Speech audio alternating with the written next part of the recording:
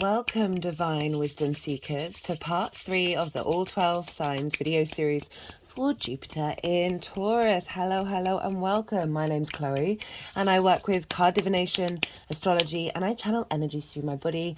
I like to use all these mediums together to bring us a holistic understanding of what's going on in the astro weather, the energetic field, the quantum field, the divine, all of those things, however you want to phrase it, to help us have more understanding about what's going on and how we can observe energies, take a step back, get some perspective, and then start to co-create.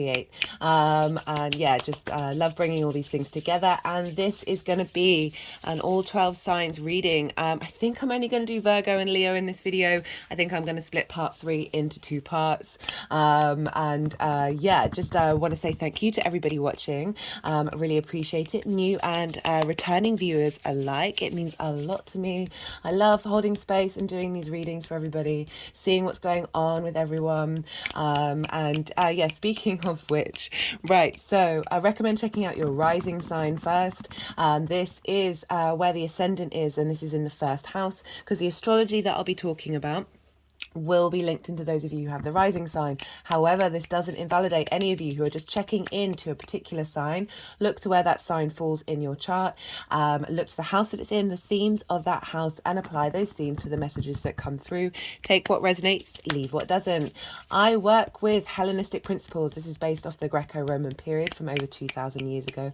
And that means I use the whole house system. So each sign occupies the whole of a house. I also don't apply modern rulership to Pluto to Scorpio, Uranus to Aquarius, and Neptune to Pisces. That's for various reasons, but I just want to let you know, just in case you're like, oh, why is she talking about Jupiter ruling Pisces in these particular readings when you know it's Neptune. It doesn't invalidate anyone who uses that. It's just not my personal practice. And I also, what's the other thing? My mind has gone completely blank. Do bear with me. I've had a bit of a cold, a bit of a cough during this video series. It happens every time I do Taurus videos because Taurus rules the throat. I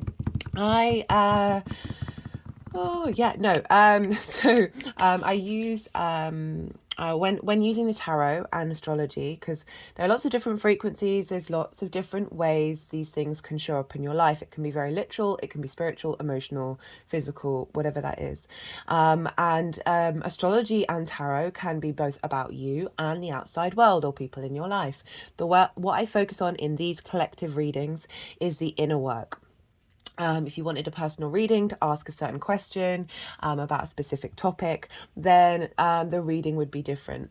In the collective readings, I like to do the inner work because that is, you know, everything that is consistent in your life is you, right? As in, like, you are in this body until you pass on to the next life.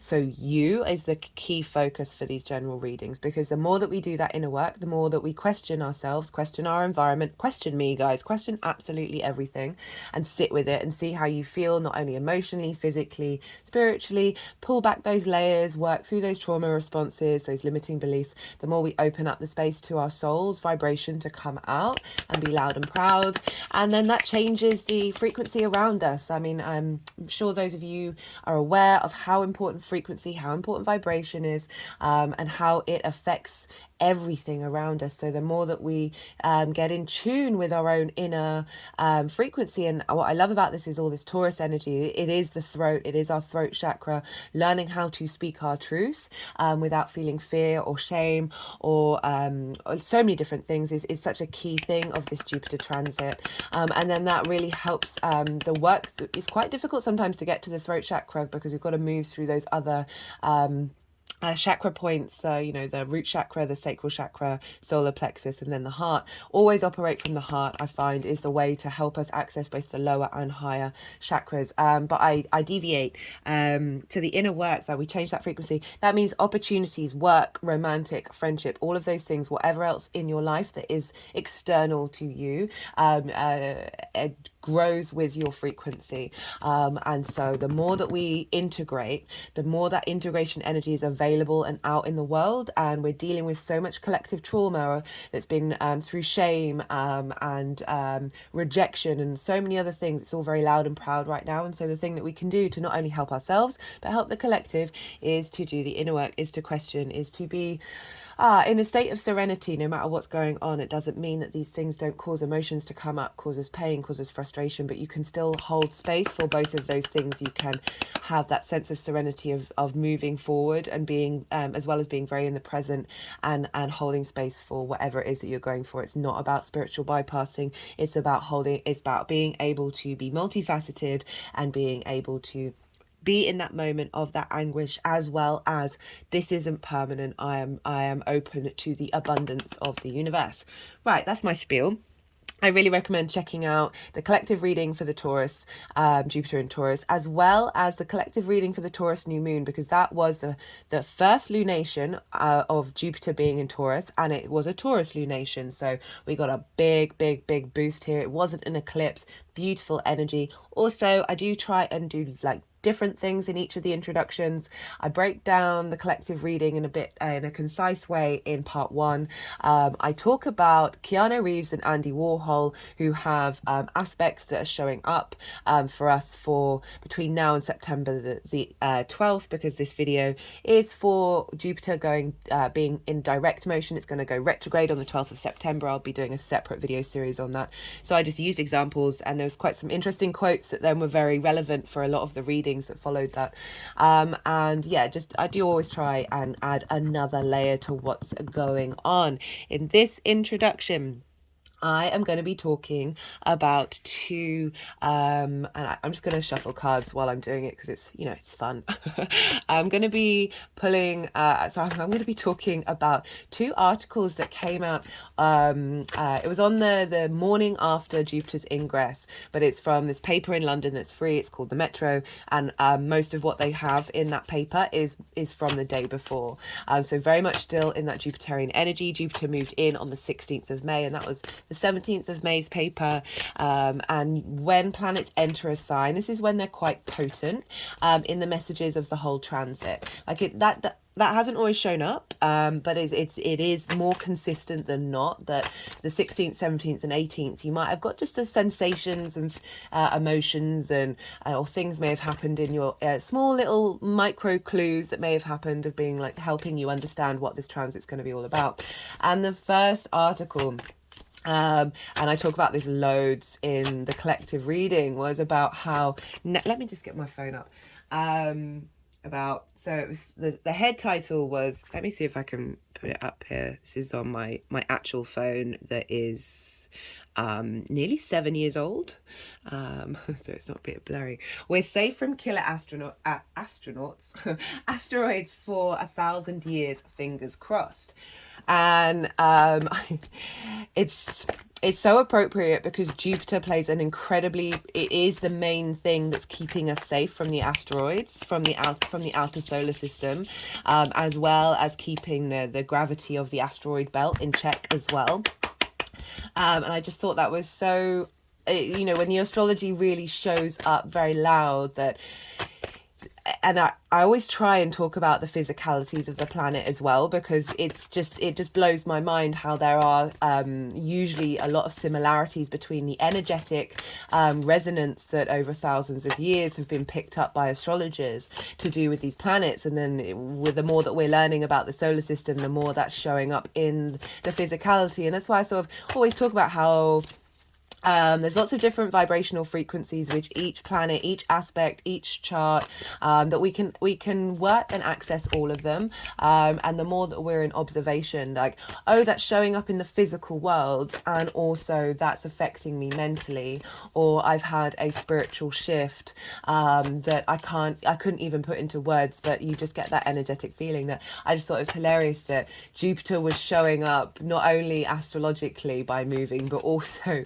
through doing so was in the newspaper, basically highlighting, look, I'm protecting the earth. That's what the takeaway that I took away from it, just letting us know we're in Taurus, the first earth sign of like, I'm here to take care of the earth right now. I'm here to protect it and keep it safe. So just got we've got the 8 of Pentacles and the 4 of Wands, and this is about enjoying the process, Every day we are both student and teacher. Jupiter is very much the guru, the teacher, the priest. It's linked into the law, the wisdom keeper, the wisdom sharer, the sense of abundance. And these cards come up a fair amount in the readings, that this is about acknowledging that you are on a path, that you're enjoying what you do, and you are you're just not getting sidetracked by the end result. It's about being very present in this 3D existence. And we've got the Four of Wands, which is about commitment and celebration, reaping what you sow in being in a community. So this is about the harvest. The harvest takes a year, right? So and it involves a lot of work. That this is a community of people who have worked together to bring in a state of abundance, to tend to the earth, and now there is a point of celebration. So we're dealing with Jupiter in Taurus, which is the first fixed earth sign, but it's also ruled by Venus, and the moon is in her exaltation. That the general messages that come through, like that was showing up, like of how Jupiter is protecting us from the asteroids, like we're good for 1,000 years, based on these calculations. That but also really letting us know that on a personal level that filters through, that yes, things may be happening, but there is this inherent sense of it's not all over, it's not going to end. This sort of Armageddon, doomsday idea of collapse isn't at play here. It's going to take hard work, and we're going to have to be in a space of learning and growing, but it's really calling you to like take a breath, knowing, okay, so the asteroids aren't going to blow up Earth. Like we're not facing extinction from the asteroids. Let me just clarify that one. That now we can take a breathe and just be like, okay, what are we doing on an individual level that is helping us connect to nature, helping us connect to the journey, helping us feel good about ourselves, and really enjoy the 3D experience. Like this figure is very much like enjoying the process, but also appreciating the effort that these things take. Both of these cards involve effort. Yes, one is celebration, but it's off the back of putting the work in. And the wisdom that comes through from Jupiter is very much like, yes, this is abundance, yes, we're expanding, but it doesn't mean that you're not, it doesn't require a space to put the time in. So that was the first, the main article that just really made me chuckle. And the other one, let me get it up. I do apologize, my phone, I've just, so this is No Distractions, Bus Hero 13, I Just Knew What to Do. Sorry for the focus. I will be putting these up on my community page as well. So this bus driver fainted at it's a school bus. This bus driver fainted at the wheel, and this kid who doesn't have a phone, right? Every other kid on the bus had a phone. This is not me knocking technology. Everything in moderation, including moderation. They're all tools. It's what you do with it. But this kid, got up and like noticed something was wrong, and was able to then take action immediately with it. There's these distractions, and I think the quote says that, he doesn't have a phone, so he spends a lot of time looking around and observing and just being in a state of, that sort of mindful daydreaming, like just checking out what's going on, but without, So the Hangman in reverse, and this is about not being in limbo, but having been in a state of pause, of changing perspectives to receive divine wisdom, that then having been in that state, oh, I love this, having been in that state that you now take action, and now that is shared out in the world. I love that. That, the other kids are saying, oh, I had my earpods on, or I was playing a game and stuff like that. And I get it. Like, we live in an addictive society. It's all... We live in an addictive society.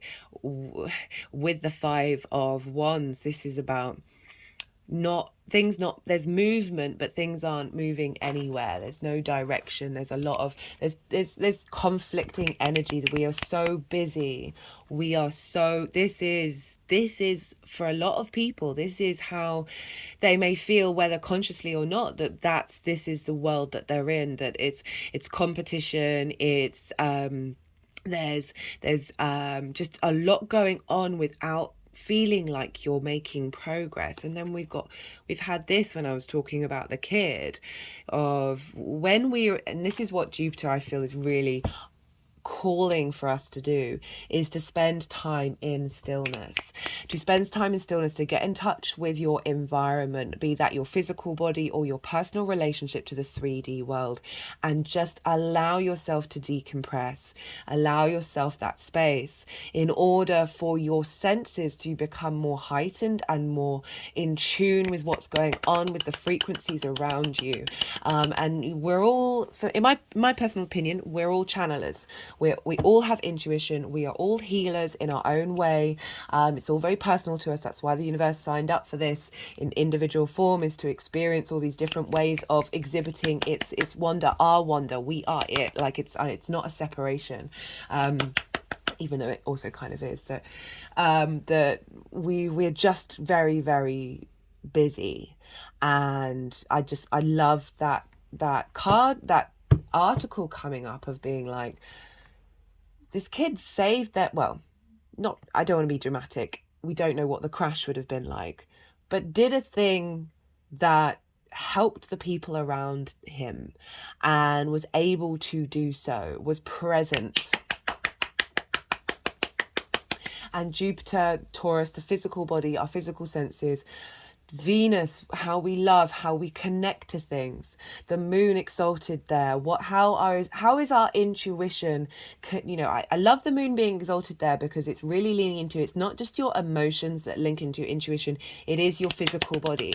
I've certainly been trying to do a practice of really checking in, not how I emotionally feel with things, that as well, but how does my body feel at the idea of something, and being very present with that, because I feel like that's a big thing with Jupiter and Taurus, is the wisdom that we receive is going to come from our personal interaction with the 3D world, from a space of stillness and meditation. Like, I use that word just to sort of highlight the energy of the Hanged Man, upright, the kid, not with the phone, not getting overly like, our brains don't. Yeah, anyway, that's all I'm going to talk about. I think that's great. I love that those cards came up. Very, very apt for what's going on. And as I said, I'm going to be doing Virgo and Leo. I might do Cancer, but I think I'm just going to stick with those two. So I hope you enjoyed. I loved words. I do, as I said, I've still got a bit of a head cold, and my brain is a bit like, oh, that reminds me. Thank you, brain, for talking nonsense to allow something to come through. This is being recorded on Friday. This is Venus's day. I started recording the video at Jupiter's hour. So we've got Venus coming in, we've got Jupiter coming in. Yesterday's video, part 2, was recorded on Thursday, which is Jupiter's day, at the moon's hour, and the moon is exalted here. So yeah, really, really lovely messages that have been coming in, and thank you all for spending time with me. It means a lot to me. Virgo rising. For those of you just tapping into the Virgo energy, look to where Virgo falls in your chart, the house that it's in, the themes of that house, and apply those themes to the messages that come through. Take what resonates, leave what doesn't. This is a Virgo reading for Jupiter and Taurus from the 16th of May to the 12th of September. This is Jupiter direct. I will be doing a separate video series for the retrograde phase. And yeah, this one's just for this this right at the beginning of the transit, and seeing what's going to come up. And there's going to be 4 piles. The first pile is going to be for the general energy of Jupiter. The second pile is for Venus in Cancer, because Venus rules Taurus. So whatever is going on with Venus is impacting what's going on with Jupiter. So Venus in Cancer with Jupiter in Taurus. Third pile, Venus in Leo with Jupiter in Taurus. And then the final pile, how is this all manifesting together, and what kind of energy is moving forward into the retrograde. Right, Virgo. So, in general, this is a trine between you and Taurus. The earth signs are getting a boost. You and Capricorn are getting trines. I love this for you. This card has come up so much in these readings. These won't be in piles until the end. For those of you who are new, I talk and shuffle, and then the energies will move them around into the piles. So do bear with me with that in terms of looking at the cards of where they're going. So this is a trine, fellow earth sign. So you and Taurus trine one another just generally. A trine is an aspect of Jupiter. Jupiter wants to bring elevation, cohesion, wisdom, understanding. And through that learning of our inner wisdom, that's when opportunities come our way, that sense of abundance, that sense of expansion, that sense of luck. Jupiter being a luck planet, it is the greater benefic. There's more softness and helping hands. I mean, all the planets help us. They just, some of them do it in ways that might be uncomfortable emotions, but it's good for us to work with all of these emotions and integrate them. But Jupiter generally, whenever Jupiter's moving into a sign, this is where that sign is getting a real boost of understanding, a sense of cohesion, of bringing things together and elevating that energy. You know, we've just had Jupiter in Aries, and across the board, it's very much felt like people have now feeling a bit more confident in that area of their lives. So Jupiter moving into a sign. This is a potentiality of sometimes questioning your faith about that area of your chart. So for Virgo rising, you're having this transit for the next year in your 9th house. The 9th house is the house of perspectives. This is about how you map yourself out in the world, the universe, the cosmos, all the other realities, all that jazz, your local community, whatever it is. That it's the bigger pictures. It's the morals, the ethics, the philosophies, your religion, spirituality, belief in nature, science, the great creator energy, however you want to phrase it. It's kind of like those universal truths that are really important to you. And also this is linked into higher education. For me, I like to use the word mastery, because this is the house where you've been learning something for a while. It doesn't matter what it is. It's not just about university. That you've been learning something for a while, and you're getting to that point of really cultivating a sense of mastery, and through that journey you are broadening your perspective and then able to share that information with others, which is broadening their perspective. It's also about going to an environment that is alien to you, or not familiar to you. So it's linked into foreign travel, and that's because when you enter an environment that is unfamiliar and you spend a good amount of time there and get to know that new environment, your perspectives broaden. And so this is all about broadening your perspective, understanding where you are and how you see yourself in the universe, in the world, in society, and just a real this is a great trine. This is a great placement for Jupiter to be here. It's also, you know, the house of the gods.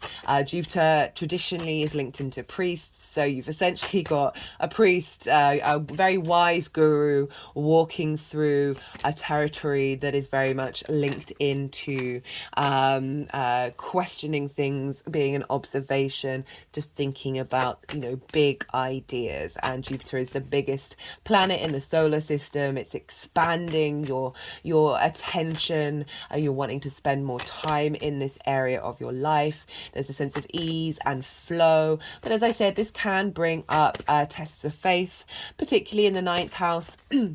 And with this transit, because not only are we dealing with Jupiter, but we're dealing with Jupiter in a Venus sign, and Venus and Jupiter are both the benefics. So this is where they're helping you out. They're holding you up rather than creating energy that means you've got to, like, it's an easier energy, right? So I don't feel that whatever tests of faith come up during this time, that you're going to be able to move through them very quickly. Like it's not going to be a struggle. There isn't going to be conflict. There isn't going to be a sense of isolation, which is more sort of Mars and Saturn's terrain. It's not the school of hard knocks with Jupiter. Jupiter can, I'm just like starting off with this potentially not all the light and shining parts of Jupiter. Jupiter can expand things, so you might think yourself to be a bit more wise than you are. So you might think your perspectives are the ones you want to shout from the rooftop. Jupiter maybe might turn you a little bit into preacher mode. Fine, to get confidence in your ideas, that's a wonderful thing, but there are levels. And so Jupiter, so I've done this with every sign, Jupiter can just make things bigger, right? So I say this just so you can be mindful and see what might show up. I'm not saying that this is going to happen, but it could definitely be a thing. Like I talked about with Aries, because that's Jupiter moving through the second house. So when I had Jupiter move through the second house, I got into debt because of a relationship, and it linked up with where Sagittarius and Pisces was in my chart, and I learned that lesson. But Jupiter moving through the second can make you want to spend more money. That's just part of one of the many layers of what Jupiter can bring. So I just want to say that so you are aware of that possibility. It also might mean that what other examples could there, like, so Jupiter's both you and the outside world. So it could be that gurus come into your life and help bring you wisdom, or they might be a bit overpowering. I'm just trying to do like both versions of it. So you getting confident and sure of who you are in this world and how you map that out and how you map yourself into that world is definitely a very prominent end result of the Jupiter transit. But also, it can always swing in many different ways. Having people come into your life that teach you what it is. I mean, I always find that you're remembering things that that sound like truth to you, and that in that way it's like we are all those teachers and we are all those gurus. I don't like the hierarchy of that, but there are there are obviously energies out there embodied in people that have got the gifts in order to translate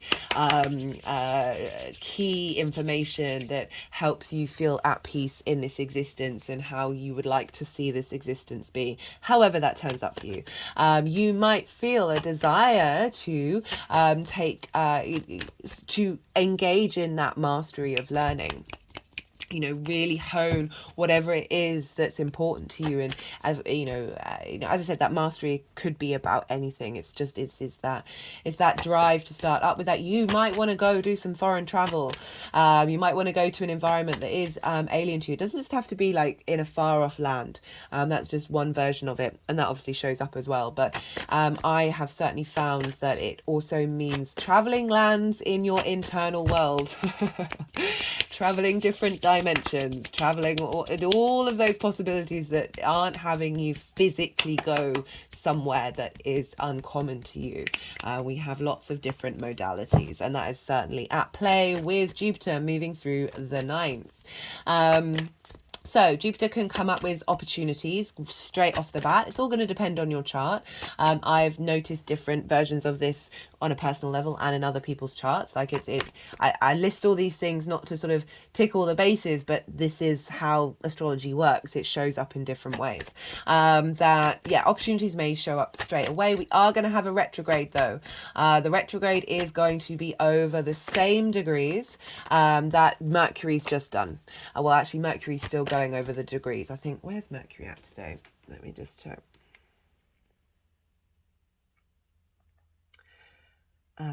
Mercury is at 10 degrees, so it's got 5 more degrees to go. So Jupiter will be retrograding at 15 degrees of Taurus and going back over to 5 degrees. So if you've got anything around that space, it might be that the opportunities aren't going to show until we've got the shadow period and the retrograde.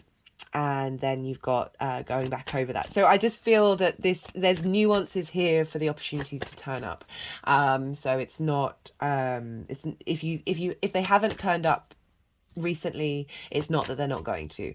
Yeah, as I said, in different Jupiter transits, sometimes they don't show up until midway through or right at the end, because Jupiter is a long-term planet. It's a 12-year cycle. Look to the summer of 2011 to the summer of 2012 for the last time Jupiter was in Taurus, and see what came up then. That was a cycle, so there may be themes, there may be shifts and changes and going in a different direction, but certainly you can observe what sort of common themes might have come up for you during that time, that we're now embodying and embarking on a new adventure, a new cycle, which will be for another 12 years. So as I said, Jupiter's a long-term planet, is looking to the future, so not everything of this cycle is going to turn up in that year, but it may very well do.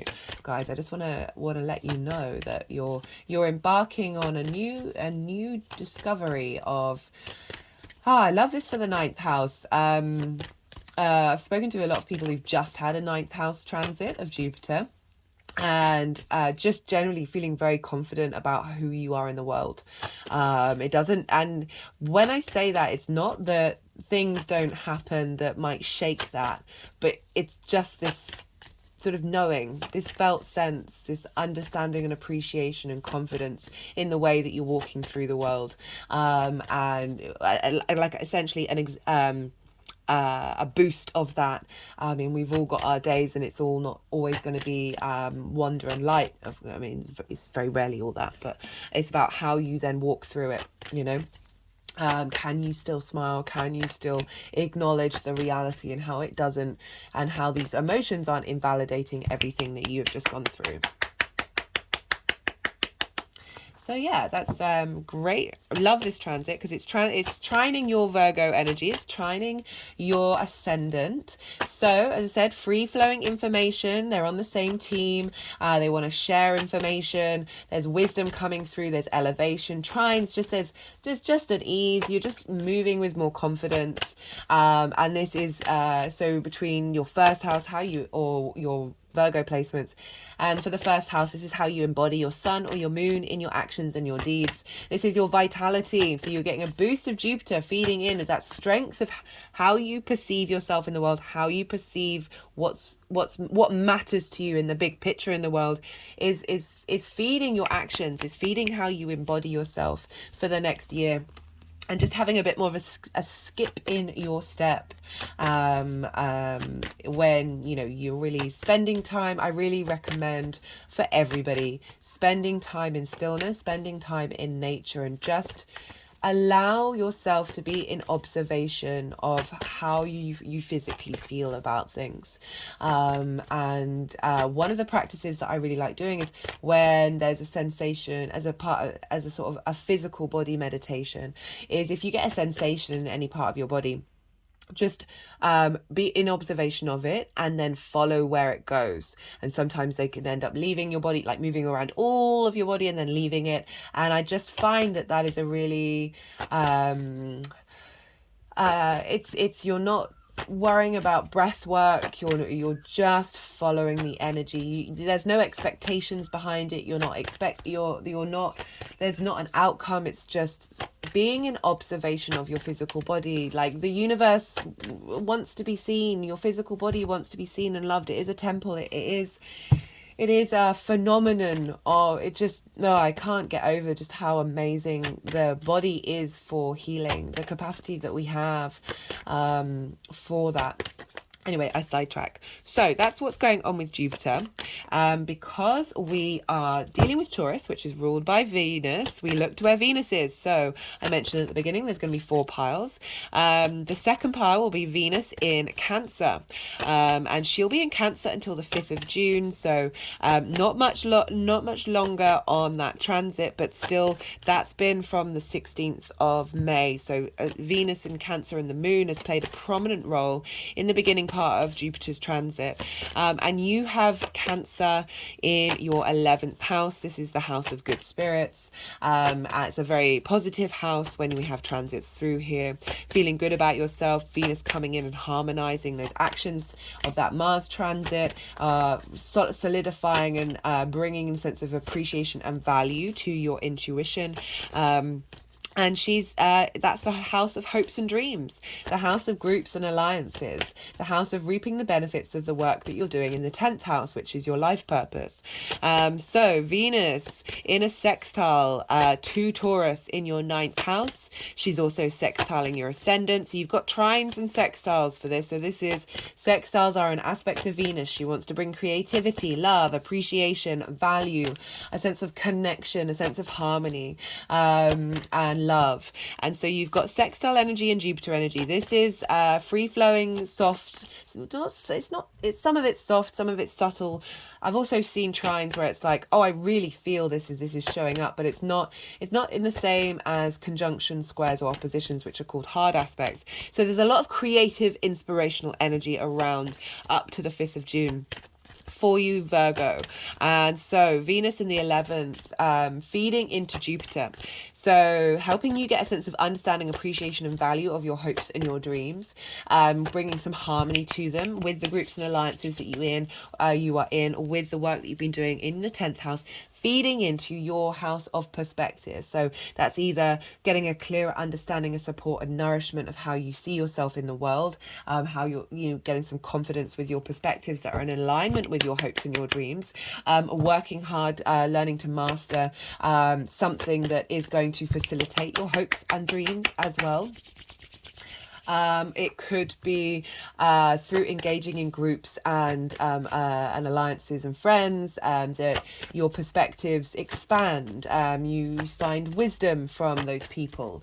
So yeah, because we're dealing, Venus and Jupiter, they're both you, they're also other people. So perhaps a strong feminine energy. This is not about gender. We have all of this within us.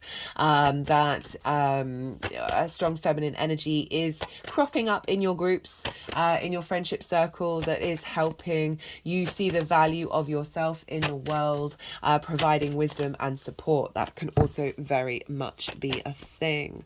Venus is then going to move into Leo. This is on the 5th of June. And she's going to spend for the rest of this reading, up until the 12th of September, she will be in Leo. And she's going to she's going to retrograde in Leo. This is a big deal for everybody. I will be doing a separate Venus in Leo transit video. And so Leo for you is your 12th house, Virgo. This is the hidden house, the mystery house. This can be about the hidden constructs of who you are. And so this is linked into trauma responses, limiting beliefs, but also right at the root of that, your soul. This can be a house of depression, loss and grief. You might also a space of isolation where you go and contemplate these things. There can be a heaviness with the 12th house. There's also really, really powerful magic here. I mean, the amount of people that I know with 12th house placements, and they are so plugged in a way where like my jaw drops. But there is a lot of feeling in isolation. There can be feelings of disconnection, and just a heaviness, and that takes a while to work through. And so Venus moving through here, you're gonna maybe want to spend more time being by yourself, being in isolation, rather than being in groups and alliances, which you may have felt with Venus moving through the 11th. Now in the 12th, it's like this is a time of contemplation. This is a time of rest as well. It's also the house of rest, of spending just a little more time with a bit of slowness. There can be heaviness, there can be that weight of the 12th house, but underneath all of that is the magic. There's also magic with that as well. So just really getting a sense of appreciation of all of those aspects is important. Some of them might not show up, some of them may, but this I've certainly noticed with my own 12th house placements and that of others that it's a mixed bag. It's always every astrology is always a mixed bag. You never know what you're going to get. What is that advert? Is that Kinder Surprise? Jeez. That may be relevant to some of you. Right. So what does this mean with Jupiter? So Leo and Taurus square one another. They are both fixed signs. So for the rest of this part of the transit, we're going to have a square between Leo and Taurus, and with Venus being there. So Venus getting you a sense of appreciation and value for the light that you have. With Leo in the 12th, it's about shining your light within. It's really like that inner world that you have is so bright. And sometimes with the Leo energy of you know, you're ruled by the sun. It's the center of the solar system, and it's like that look at me is an energy of that. Like, how could you not look at me? I am a sun. I am a star. And so being in the 12th, that can be a bit, I always feel with that placement that it's about cultivating an appreciation for that inward light, and just that radiance that's there is a wonderful thing. So Venus moving through there, squaring Jupiter in Taurus. So squares are an aspect of Mars. They can bring about conflict, drama, and frustration. I always mention this to let you know what might come up, so you can be in observation of it, not take it so personally. It's just what's going on in the sky, but also beyond that, when we're realizing what lessons we learn from those particular energies, that we can then move into a space of co-creation, because squares represent friction. This is when stuff shows up in the world. This is how we manifest in this 3D linear time frame that we're very consciously aware of. This universe wouldn't exist in a linear time frame without friction, without movement. So the square very much represents that. So we've got the two benefics in a square. So this is why I feel like whatever conflict or issues that may come up with this transit, it's just going to move through very quickly. There isn't that weight, there isn't that drama that you might normally have, because we're dealing with Venus and Jupiter. Could very much do of feeling that Venus wants to be loved and seen, and Jupiter's like, well, how do you really feel about that? Let's break that down. Let's think about what's really important in the long term. Like Jupiter might be getting Venus to think a little bit more long term. Jupiter's just moved through Aries, helping us level up that Aries Mars combative nature, the I am nature, and helping broaden that out. That the Venus in Taurus aspect of those earthly pleasures of the sensual, and how Jupiter can help sort of bring that in and go, yeah, I love that, but do we need to indulge? Do we need to constantly be in a state of treating yourself? I mean, this is just an exaggerated version of what might come up with a square of like those sort of questioning faith, but not the vibe I'm really getting. I feel from that 12th house to the 9th, I love that square energy of the hidden parts of who you are, your unconscious space, your soul space. Venus moving through there, getting appreciation and value of that, and like just feeling a lot more comfortable, a lot more flow. She's bringing harmony to the difficult aspects of who you are, those trauma responses, those limiting beliefs, those constructs that can be spells that have been put upon you. And when I say spells, I mean words. Spelling is comes from the spell. The way that you've seen yourself in the world, your philosophies, your ideas might have been blocked by some trauma or limiting beliefs. And even if we felt we've grown and we've expanded, that sometimes they're still lingering. And I feel this combination between the wisdom of Jupiter, this expansiveness and sense of there's generosity and there's joviality with Jupiter, of just having a bit more of a smile on your face, is facilitating holding space and holding love for all those difficult parts of who you are. The more that we do that, the more that we integrate and open our door, like open the energetic doors to, hey, let's all work together. Like, no one's left out. We've all got something to bring to the table, right? And I mean that as in like all the different parts of who you are. That there can be just a real sense of collaboration with this transit. Venus will also go retrograde. So she moves in on the 5th of June and will be in shadow phase from the 19th of June. So that's 2 weeks later. And shadow, for those of you who don't know, this is the period in time before the retrograde that the planet is moving over the degrees that it will then retrograde over. So this is from the 19th of June. Often the shadow period can be louder than the actual retrograde, where you're like, oh, that just turned up on my doorstep. And yeah, so it just gives you more time to sort of like then work with the energy of the retrograde when we do finally get to it. So essentially from the 19th of June to the 12th of September, a retrograde planet or a planet in shadow is going to be governing Jupiter, which is direct. So this is the beginning part of Jupiter's transit, and the kind of the messages that I've got through of like, just slow down.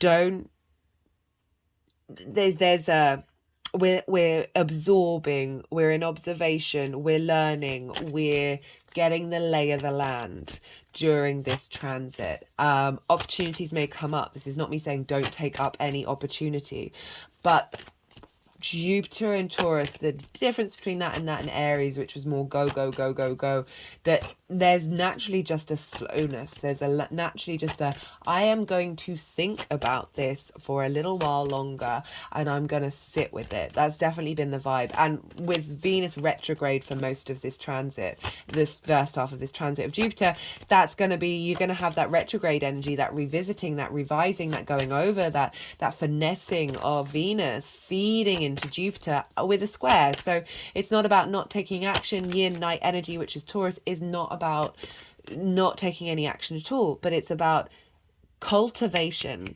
observation, just collecting as much information as you can, and taking time to step back and get a perspective rather than, fire and air is more rush around, go, go, go, let's do this, right? We're not in that energy at the moment, even though Venus is going to be in Leo, which is that energy. Wherever the sun is going to be having an impact. And, for a lot of that, the sun is going to be in Cancer. There's a good month where the sun's going to be in Cancer. So we've got a lot of all the outer planets. Oh, hey, Jupiter.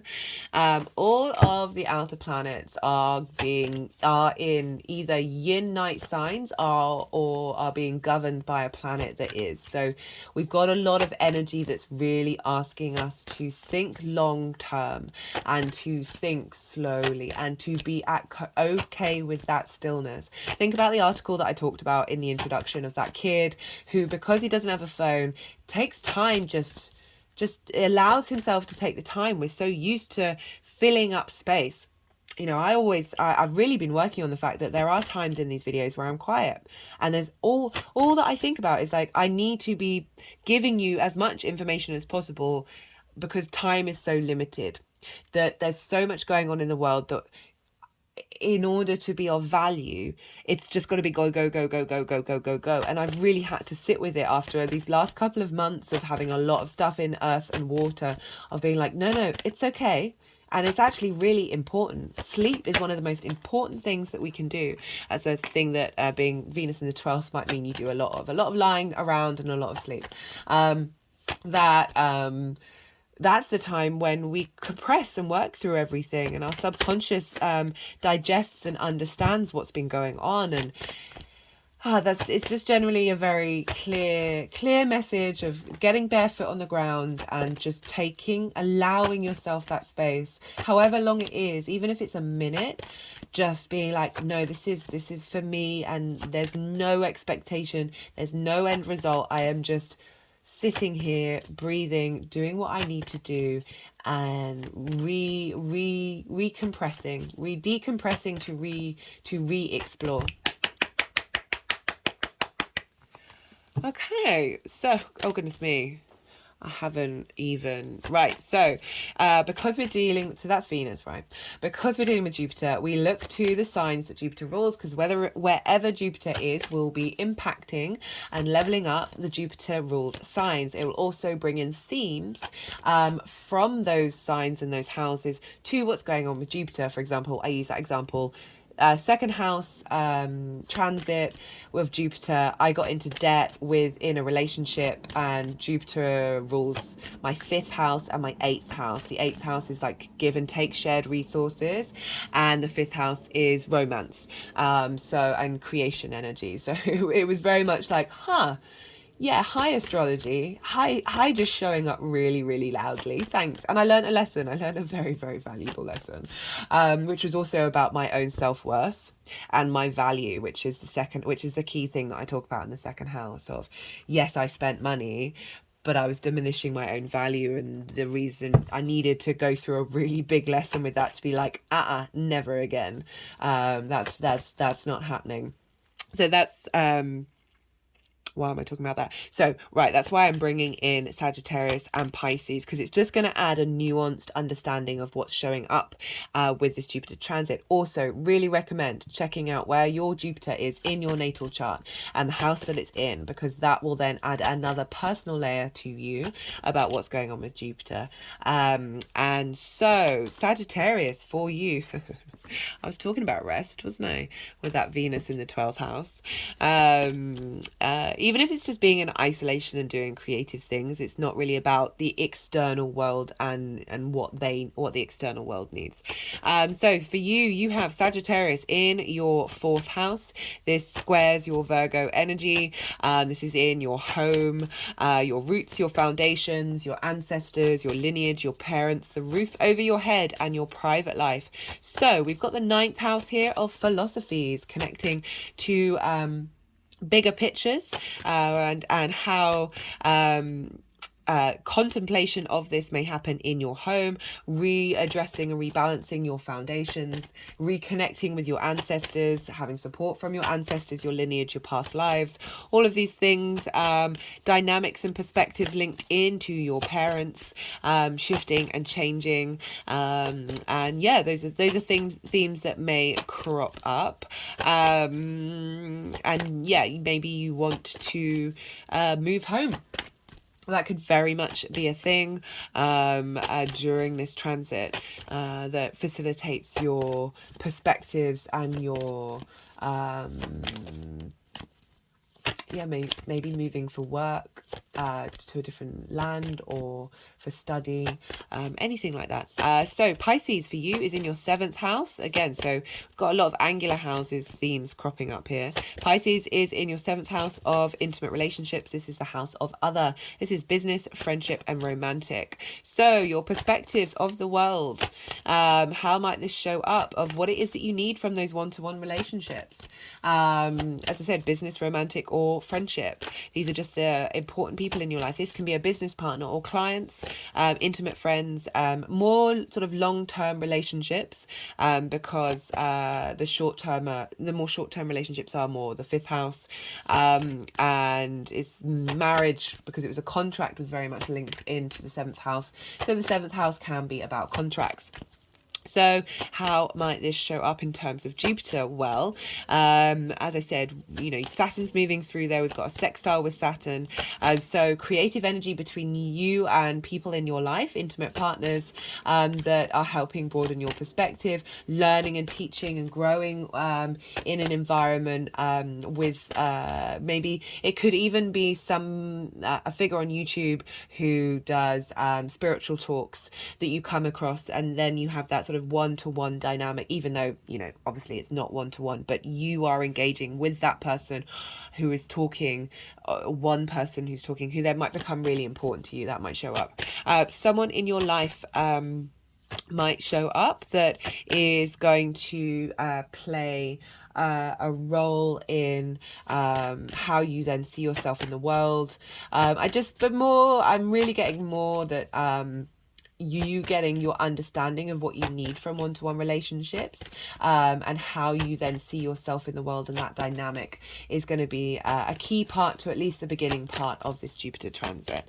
Right, so that's Sagittarius and Pisces.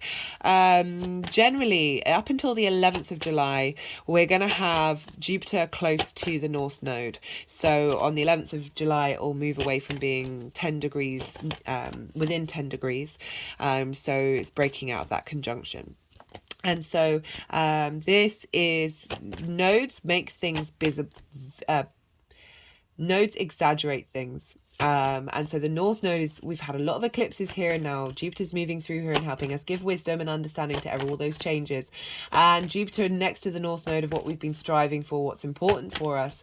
And now we're getting some clarity and understanding. We're going to get some, so I really just feel there's like a lot of big energy during this time that is linked into what this overall transit's going to be. And as I said, I am saying, like, take your time, observe. But if you feel very, on a very personal level, that you want to go and take this action, you want to go and do that, you want to seize that opportunity, as I say, question me, question everything, like question yourself, make sure you know, let it come from a very authentic place. You know, I'm not saying don't do anything. That is certainly not the agenda that I have. Yeah, and then after, you know, from the 19th of June, we've got Venus in shadow and then Venus retrograde. So those are the kind of big, powerful energies that are around for Jupiter in Taurus until the 12th of September. I will be putting this information in the description box once I finish this video series, as well as a list of all the aspects that Jupiter's going to be making. Just the sort of, there's more aspects, but these are the kind of like the big hitters, as well as some more subtle energies that I wanted to bring in and share with you, because I'm not pulling cards for each aspect, because I would love to, but I'm doing a lot of learning. I've got a lot of courses on at the moment, so I don't have the same amount of time as I used to be able to break down the transits in that same way. But I am planning on writing a little bit of a blurb with each of the aspects to help give a bit of understanding of how that energy might be around, and how that might show up for you all. Right, okay, so that's everything that I wanted to talk about. And now I'm going to go a little quiet. I'm going to keep shuffling until the decks put the energies down, until the energies put the deck down. And then they will move the cards around into the 4 piles, as well as do some energetic work. As I said in the introduction, this is a time of stillness, of quiet. You just had a lot of information, and this is a time to absorb it and digest it, and then see what intuitive hits come up for you that might have already been showing up for you in this transit in your life, and letting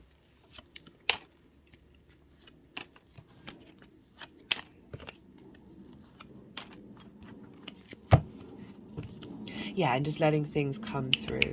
And then I will start talking again, linking the tarot into everything that I've just said.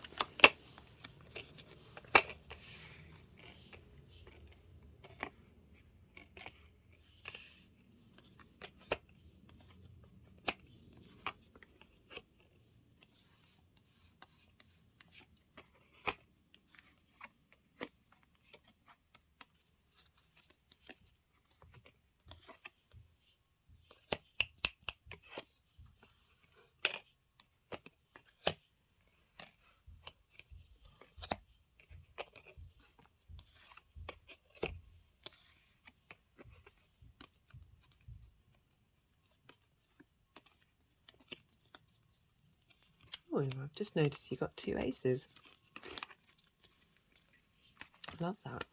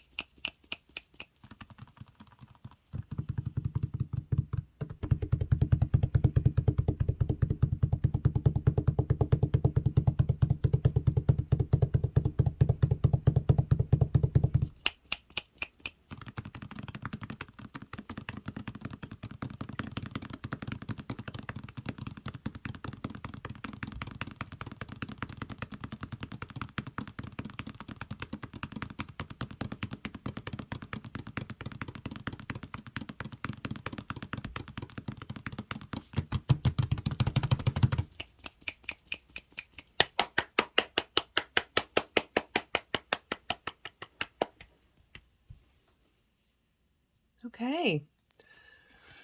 Virgo.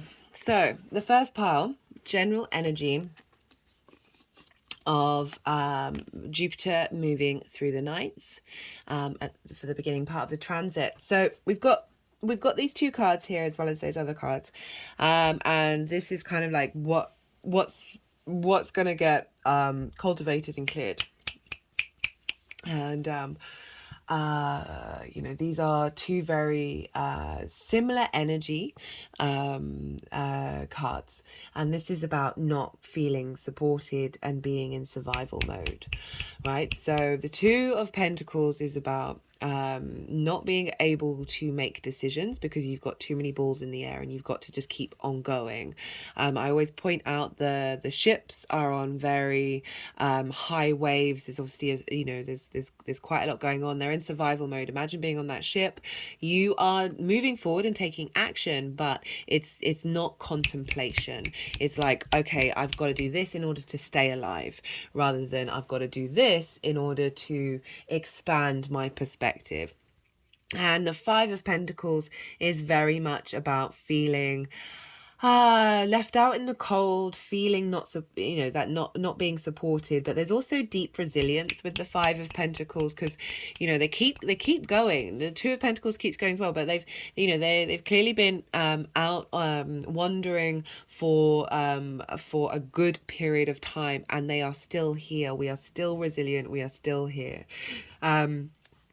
But with the ninth house, it's kind of like, well, perhaps not feeling like anything's been moving forward, maybe the mastering of something, or being able to explore new perspectives, or just generally how you might feel you are in the universe, you are in society. There's this busyness and not being supported. So this could represent all of us, and how the collective society is that they keep us so busy in survival mode that we've just got to make sure that there's a roof over our head, that even though we are, you know, a lot, you know, homelessness has become huge in every single country across the board, but even for those of you who aren't, that there is this sense of, it doesn't matter what you're doing and how much you are doing, you still don't feel like you've got enough. You still don't feel like you are nourished and that you are supported in this society, in this collective. You know, we're dealing with perspectives that it can be, even if you don't feel that you are in this situation, there's sort of this underlying understanding that everything's a bit messed up out there, and it feels like there's like it can be difficult to have any sort of hopes and dreams, because we're also dealing with Venus in the 11th of it doesn't matter how you see yourself in the world, because everything's a bit mental, and there's no point. There's just, you keep going, but there's no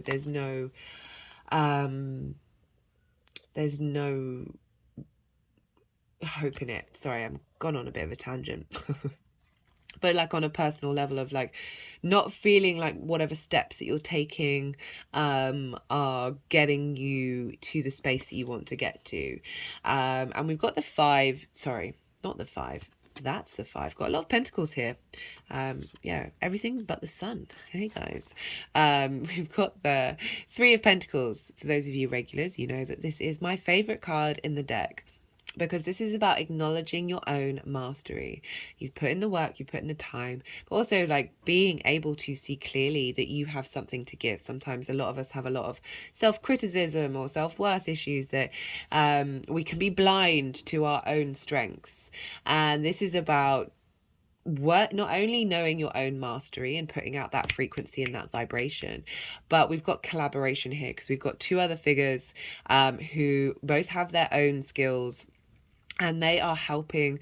They're all working together to facilitate building something not only beautiful but long lasting, that is not only for the skill, for the enhancement of the skills of the individual, but for the collective itself. So I really like how that's how does that apply to Jupiter being in the ninth. So this can be a sort of understanding your place in the world and that you are of value. That was very much one of the things for the collective reading for us all, and that through that ease and confidence, that you are then going to be able to bring in opportunities opportunities and experiences that match that. It also could be during this time of Jupiter moving through Taurus that it's, you know, bringing in people to help you facilitating getting to this space. I say that because we've got the Eight of Pentacles and the Sun. And the Eight of Pentacles is about, you know, we're still on the journey, you're still traveling, but we all are. Even if we are the guru, even if we are in this space of mastery, it's still about enjoying the day to day. It's still about enjoying the journey of learning even more, of growing even more, of cultivating whatever mastery is coming in and enjoying the process. So we've got this sort of collaboration energy, enjoying hard work. I mean, I want to come up with a phrase that, like, work and effort is of a thing of value. It's just that so many environments don't appreciate that, or overwork you, over drain you. Just it takes the joy out of things. But with the Sun card, you know, there's no avoiding clarity and wisdom and joy when it comes to the Sun. And I love how this is especially ending with the Fool as well, that with this Jupiter transit, you're empowered. I'm getting empowerment.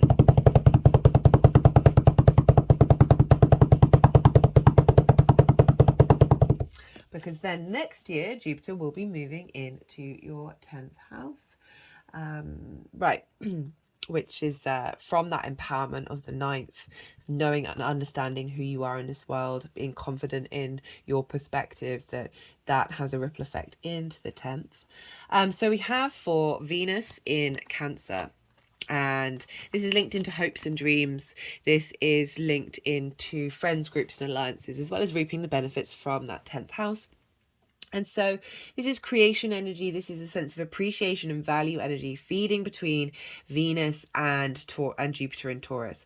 We've got the Three of Swords. We've got the Four of Cups. Now, this deals in terms of the 11th house. This, you know, the cards are saying, you have been through perhaps your hopes and dreams not manifesting.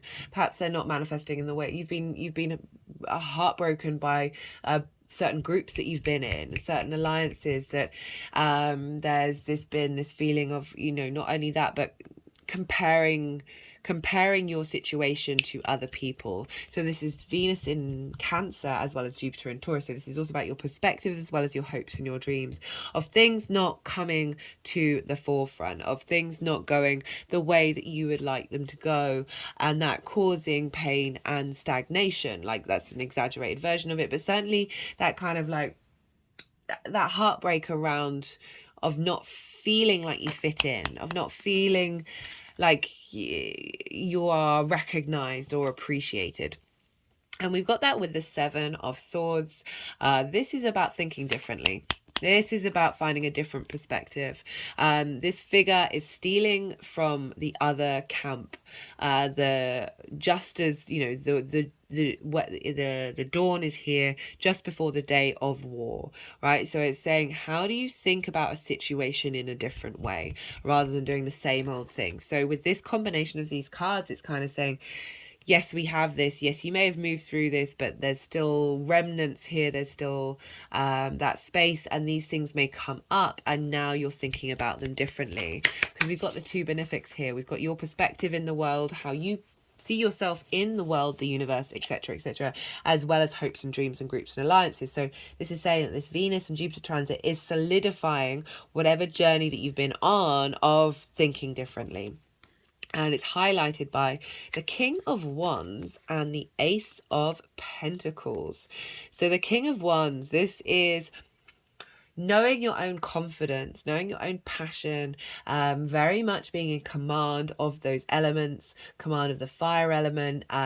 There's a great magical power here. But, you know, for the king to turn up in the 9th house, it's talking about what I was saying about how the confidence that you're going to feel about how you see yourself in the world, combined with the Ace of Pentacles, that this is heralding in a new way of engaging in the 3D realm, right? And the king, you know, it's also with that Venus Jupiter energy of your hopes and your dreams, groups and alliances, of feeling like this in your groups and alliances, feeling like, okay, I can take action with my hopes and dreams, and with the Ace of Pentacles crowning it, of like there's vitality here, there's regeneration here. You're moving through a portal and it's very creative energy of like, okay, now how do I put this into action? And the reason why I say that is because the next cards are kind of implying that you've got two aces. And this is the Four of Swords. This is for Venus in Leo. When I talked about this is the house of rest and isolation. The Four of Swords is, you know, rather than like the Five of Pentacles where you're not feeling held, you're not feeling supported, you're feeling left out in the cold. This is knowing that you are held by something bigger than you. You are able to be in a state of contemplation. You know, you had the Four of Cups as well. That contemplation's more stagnated. You're looking outside of yourself for something to complete you. You know, the Four, let me get it up. That Four is, you know, the Ace word. Here we go.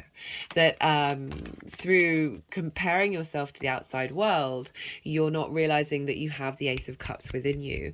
This is very much a different energy of in rest, in stillness. And that's gonna, you know, that doesn't just mean just sitting around meditating. That is whatever works for you, that just slows things down a bit, that inspiration and wisdom is going to come through, that there's going to be a sense of regeneration with that Venus moving through there, of doing things creatively in your private time.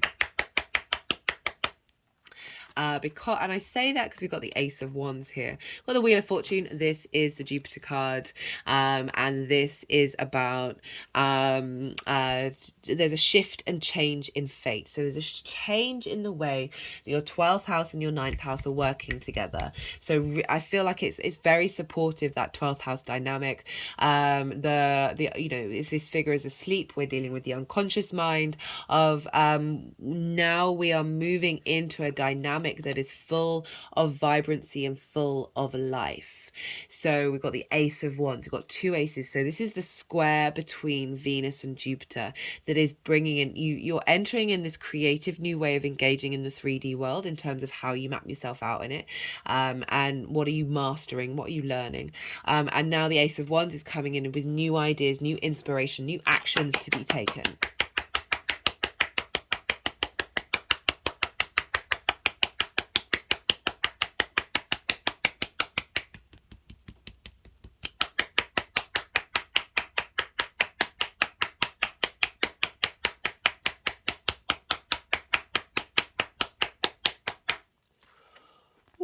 Guys, that was a lot.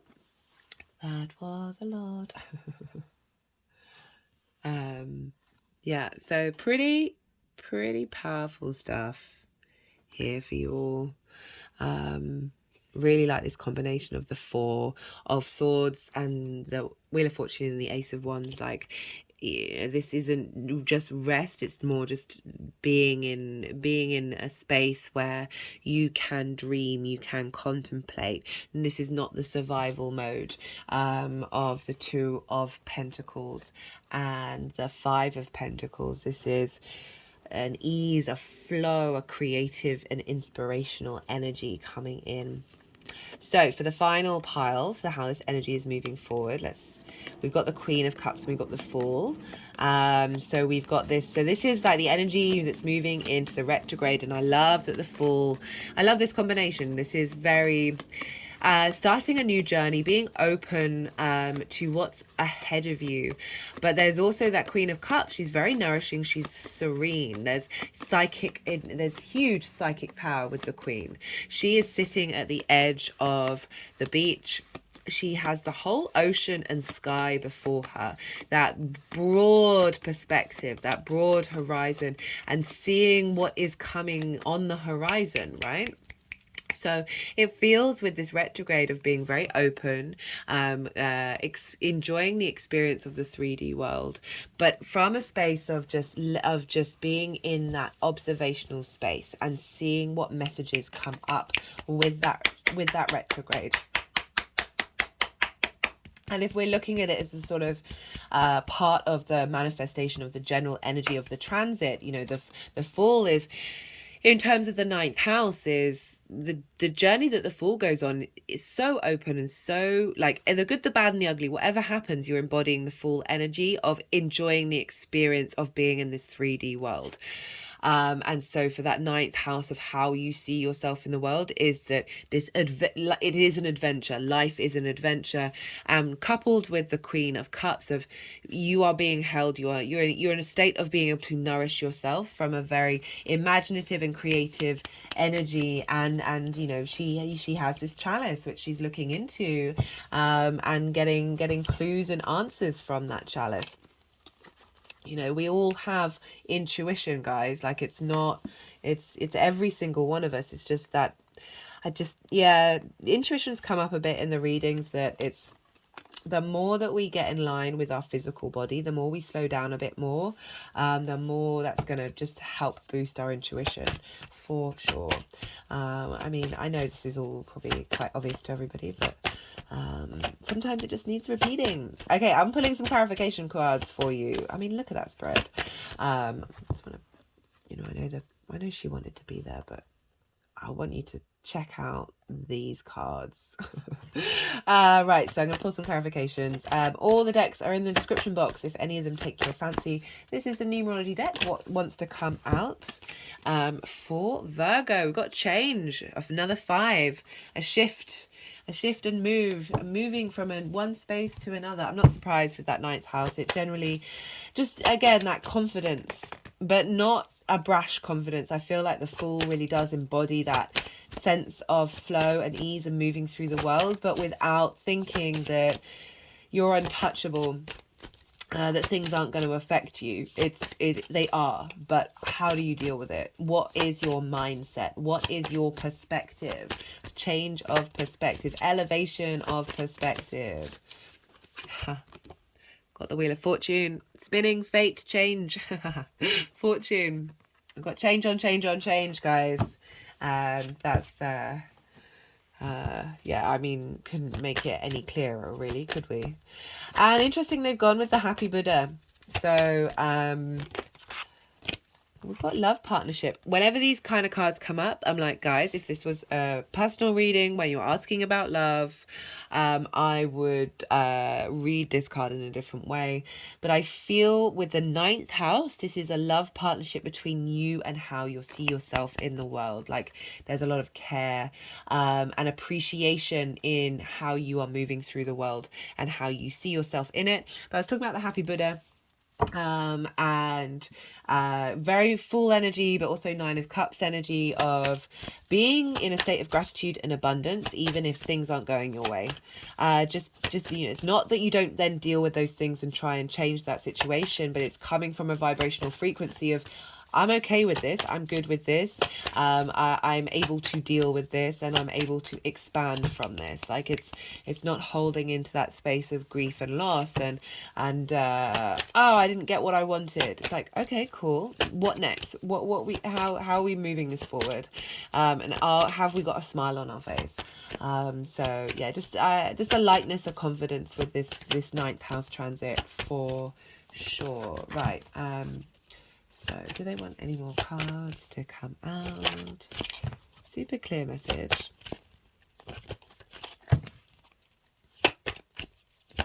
Whoa, okay. It's usually when that stuff happens, they're just like, put the deck down. Put the deck down.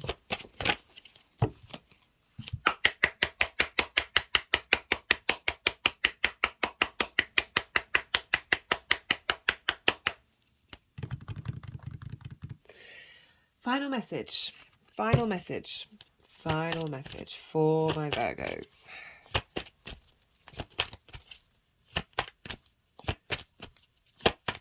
Yeah, Jupiter trines are great. Can't lie. Very jealous. I've just had one. I had one in when it was in Aries.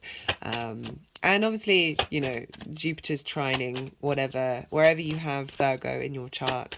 But I just, for the rising signs, it's a nice ride. It's a nice ride.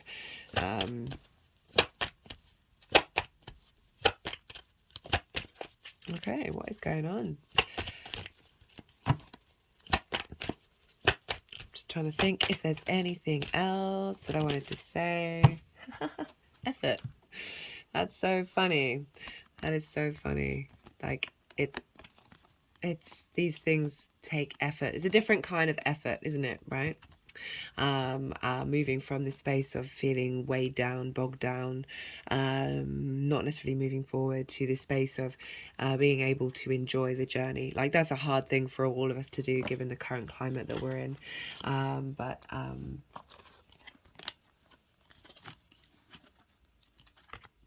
What are they trying to say?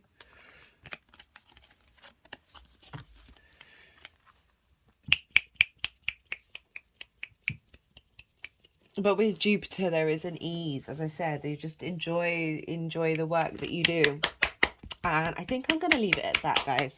I really appreciate your time. If any of it resonated, don't forget to hit the like button. Leave a comment, even if it's just an emoji. This helps push the algorithm out there if you want to pay it forward. If something has helped you understand a situation more and you just want to put that understanding and integration energy out into the world, there are things that you can do to help the algorithm. It is much appreciated. On a personal note, I just love to hear from you guys. I love to hear about the astro weather and how that is affecting you. It's I really love, it's all I do is chat about astrology. Words. Be good to yourself, Virgo. Be good to those around you, and most importantly, be well until we meet again. Leo rising. How you doing, Leo? For those of you just tapping into the Leo energy, look to where Leo falls in your chart, the house that it's in, the themes of that house, and apply those themes to the messages that come through. Take what resonates and leave what doesn't. This transit is in Taurus. This is squaring Leo energy. Squares are an aspect of Mars. Can bring conflict, drama, frustration, competition, winning at all costs. And I bring these up so you can be aware of it and really question what really motivates you and what's important. But also very much with the vibe of this is whatever kind of difficulties may show up, because we're dealing with Venus and Taurus here, that you're just going to be able to move through those quite easily. But friction is a main part of the square aspect. So when we're dealing with squares in signs, so two fixed energies, it can be like both thinking that you're right, both of those energies thinking that they're right, and they're butting heads, which is where the conflict comes up. However, once you get these on the same page, you bring in friction. And we need friction in order to create and manifest in this 3D linear time frame that we are very 3D linear reality that we are very consciously aware that we're in. So powerful energy for Leo rising. This is happening in your 10th house of life, purpose, career, how the big outside world sees you. It's your reputation. It's also linked into bosses. And so this is happening in an angular house. Angular houses are 1st, 4th, 7th and 10th. When things are going on in the angular house, these are pivot points. These are big energies in our chart. So this is going to have a big impact for you for the next 12 years.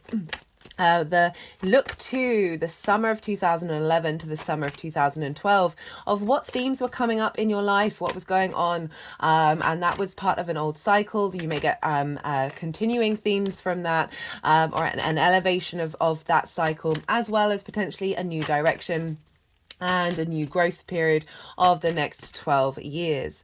So I'm just thinking about the last time I had Jupiter in Taurus in the 10th house. And I started my old career, my old profession. And there was a lot of opportunities, a lot of benefits came up during that year that then was for the majority of the next part of that Jupiter cycle. So a lot of opportunities, a lot of abundance, a lot of feeling good, of starting a new journey. There was learning involved as well, and just generally, yeah, it was a positive year. It didn't necessarily mean that the rest of the 12 years worked out that way, but it was certainly setting up the scene for a new cycle in my career. So I just wanted to bring in that example. Jupiter can exaggerate things, and there can be a sense of abundance, and definitely was working incredibly hard during that year. Yeah, so sometimes the reason why I mention these things is because it can exaggerate too far. It can go a bit too far and you can burn yourself out with Jupiter moving through the 10th house. So I'm just saying be mindful of that. It can also mean that that's your priority, that's your main focus over the next year, and just asking you to pull back and just like give yourself some time to enjoy life as well. Jupiter can bring up questions of faith in that regard. And as I said at the beginning with that square energy, any sort of energy that isn't all that abundance and light and glow, I feel like whatever tests of faith that we may get during this time, we're going to be able to move through a lot quicker, because this is Jupiter in Taurus, which is ruled by Venus, and Venus and Jupiter are the two benefics. They rule the sextile and the trine, and that is very much creative, inspirational energy, and a lot of there's an ease, there's a flow here. They want to help you out. It's a soft, supportive helping hand, rather than issues that may come up, like say with Mars and Saturn, that might feel a bit more difficult, but they're all helping out, they're all in cahoots with one another. And they want to support us in the long term. They just go about it in different ways. But we're dealing with Jupiter, we're dealing with Venus, so benefic. They want to, there's gift giving, there's opportunities coming in. Jupiter represents wisdom and elevation, expansion and cohesion, feeling confident in your work, in your career. And this can be, you can feel this throughout the whole transit, or this can be a gradually rebuilding of that confidence, of that expansion, of just feeling good about what it is that you're doing and where you're headed. It's definitely noticed for the end of, when Jupiter leaves a sign, you look back at that other sign and the themes of that house, and you just feel a bit better. You can move with grace, move with ease, feeling good, confident. There's a sense of generosity and expansion with that energy. So we're going to be cultivating that over the next year, between May 2023 to May 2024. This video series is for Jupiter from the 16th of May to the 12th of September. This is the direct motion of Jupiter before it then goes into retrograde. And so I will be doing a separate video series on that. Let me start off with, so the wisdom and the elevation and the cohesion is where the opportunities come in. So just feeling a little bit more confident and knowing about what opportunities are going to work for you, and changing our frequency to match into that wisdom space means that we bring in opportunities. We bring in this sense of luck, because there is that ease that Jupiter brings. We're just in a bit more flow in that area of our chart, which means we're open to the abundance of the universe. So for some of you, you might get an expansion in your current career. You might be seen more as if you're offering up wisdom and something of service that is for the long term. Jupiter is a future planet. It's a 12-year cycle. We're starting a new cycle, but it's more focusing on the fact that it's more big picture expansion that in your career house. So Jupiter's linked into the teacher, the priest, the guru. It's also linked into the law. So you've got these higher principles, these higher perspectives that you might be able to share in your work, and you may be viewed in that way. You may be by the outside world. There might be more opportunities, more expansion in your career in general, but more life purpose, because it's not just about work. It's about that thing that is the core of who you are, that drives you. And not all of us have that figured out. So for those of you who don't, this is a great year to contemplate that and work with that and figure out what that means to you. Jupiter's going to help support you in discovering that and working with that energy. What else do I want to say about Jupiter in Taurus? Well, this is squaring all your Leo energy, as I said. So for Leo risings, we want all of those. For Leo risings, this is how you embody your sun or your moon in your actions and your deeds. So this is creating opportunities for you to embody your life direction, embody your life purpose, and however that manifests in terms of career, that with that constant square between you and Taurus, that there's momentum here, there's movement, there's growth, there's manifestation abound, however that may show up. Right, because we're dealing with Venus, we look to where Venus is. There's going to be 4 piles. The first pile is the general energy of Jupiter and Taurus. Second pile, Venus in Cancer with Jupiter. Third pile, Venus in Leo. And then the final pile is how this energy is cultivating and manifesting, moving forward into the retrograde. So Venus is currently in Cancer. She'll be leaving on the 5th of June. So we haven't got that long with Venus there, but it has been affecting Jupiter since the 16th of May. And you have Cancer in your 12th house. So this is the hidden house, the house of mysteries, the house of self-undoing, the house of hidden enemies, but also the house of magic. So this is the constructs of who you are. It's the unconscious space. It can be linked into trauma responses, limiting beliefs. There's also that sense of loss and depression with the 12th house. But there's so much magic because underneath all those trauma responses is your soul and the power of the magic of your soul.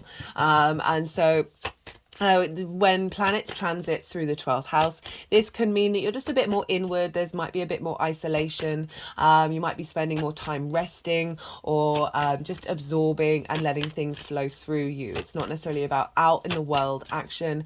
And so Venus moving through here after Mars has been here for a while, helping you harmonize the inner part of who you are, the hidden parts of who you are, those trauma responses, those limiting beliefs, giving a sense of value and appreciation for why you have those, and how so often our shadow, our ego, those trauma responses, they are just trying to keep us safe in the ways that they know how to.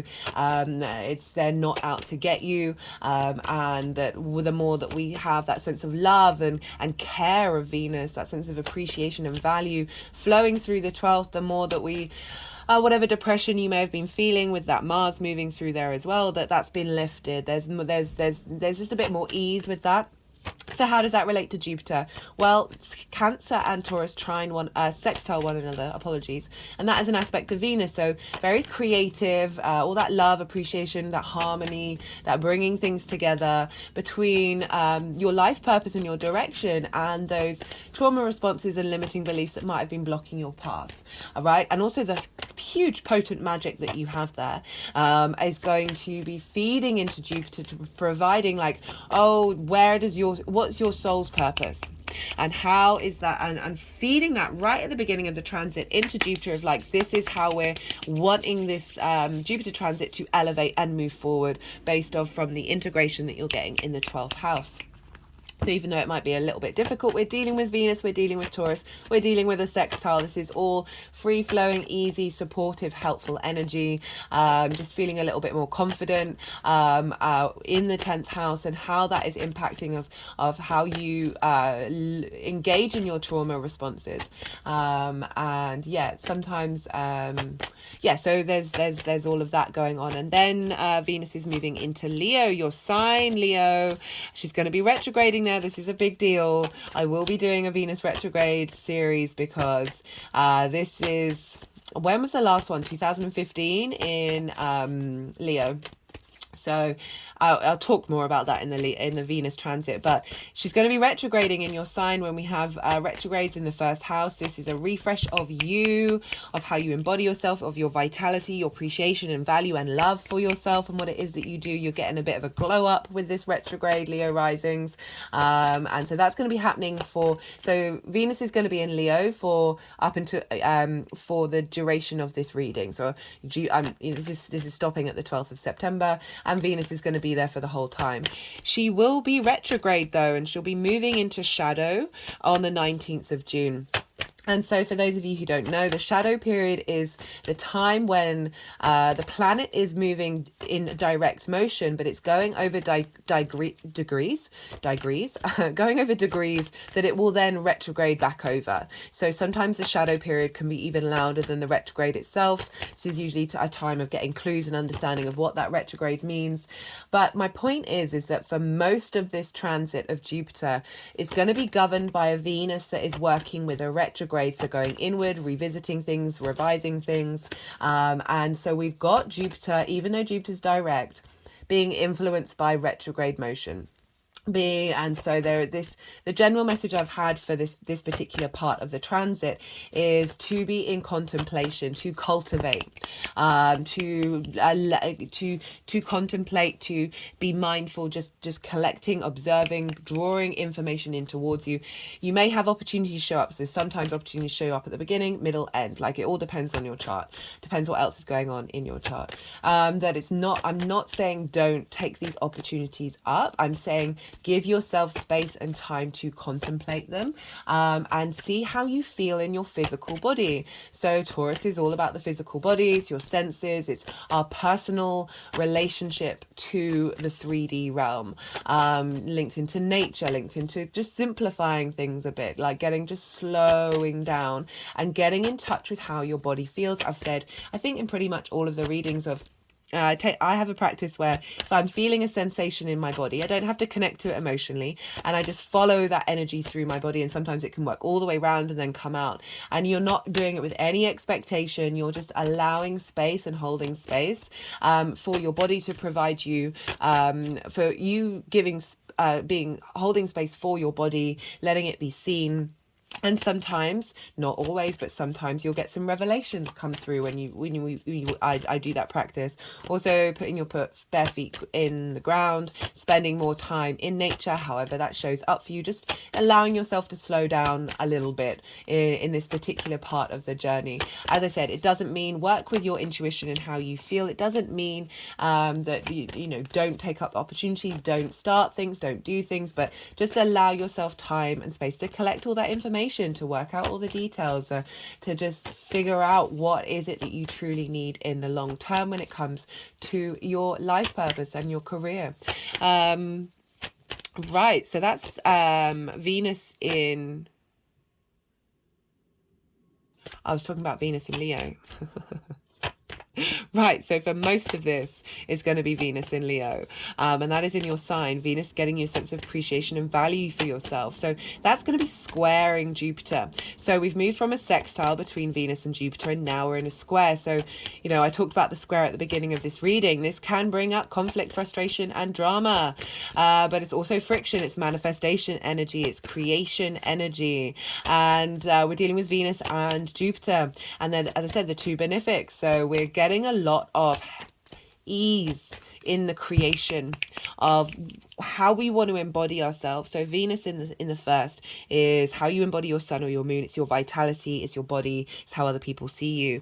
So other people seeing you with a lot more ease, you being able to embody your true soul's direction, and how that's going to feed into, hey, where are we moving forward? So we've moved from the 12th, which is sort of that more hidden side of who you are, to the first house, which is the house of you, of like that combination feeding into the beginning part of this journey of Jupiter in Taurus, which will be for a year, of where are you headed and what are you doing.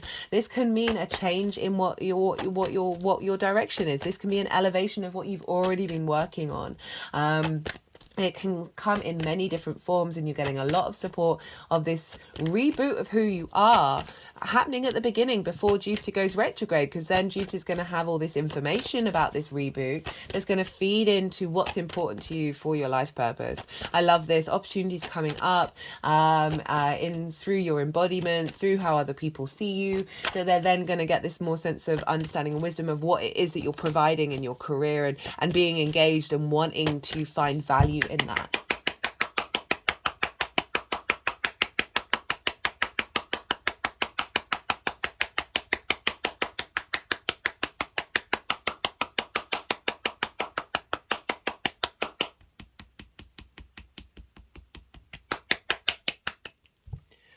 Well, I never. Right, so that's Venus.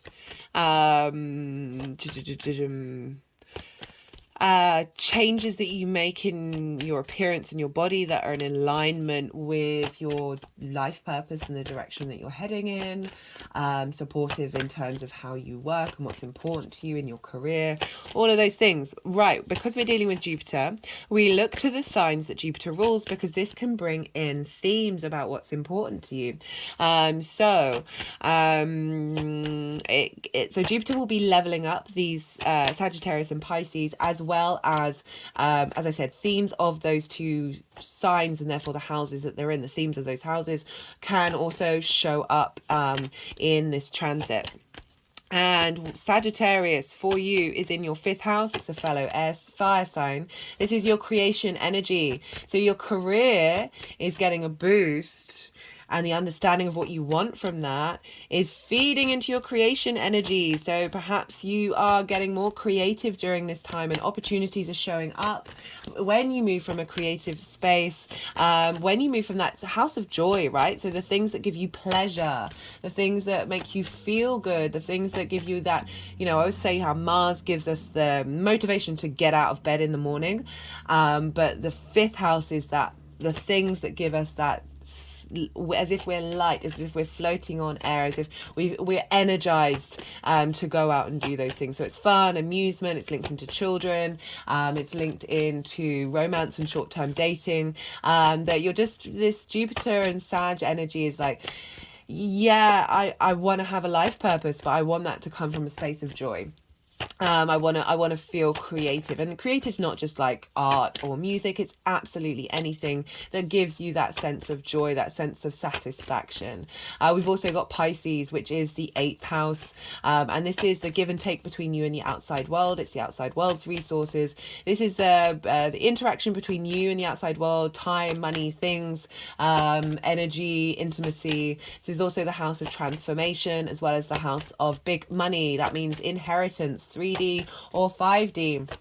And so it's also linked into mortgages, loans, all those kind of big money things, big investments. So there might be a new dynamic between you and the outside world, where you feel joy and creative in what you're sharing through your career, right? And opportunities might come up from the outside world, and that balance between what you have to offer and what people want to receive during this transit. So yeah, themes of those houses are going to come up during the next year.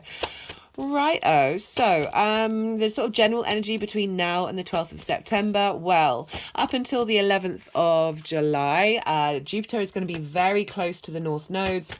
After the 11th of July, it moves away from being within 10 degrees, and that's, the sort of the orb that you can use with a conjunction.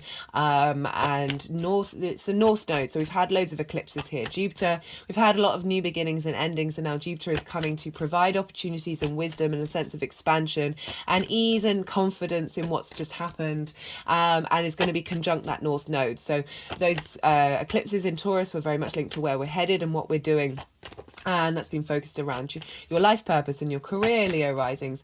And now Jupiter is with the North node. The nodes exaggerate things, so we're going to get a lot. We're in this space of a very intense energy, very vibrant energy, expansive energy. Not only with Jupiter, who is the biggest planet in the solar system. It wants to bring cohesion, i.e., bringing all the small parts in a bigger whole, and then be able to expand from that elevation space, as well as with the North node of expanding where you want to be headed and what it is that you want to be doing.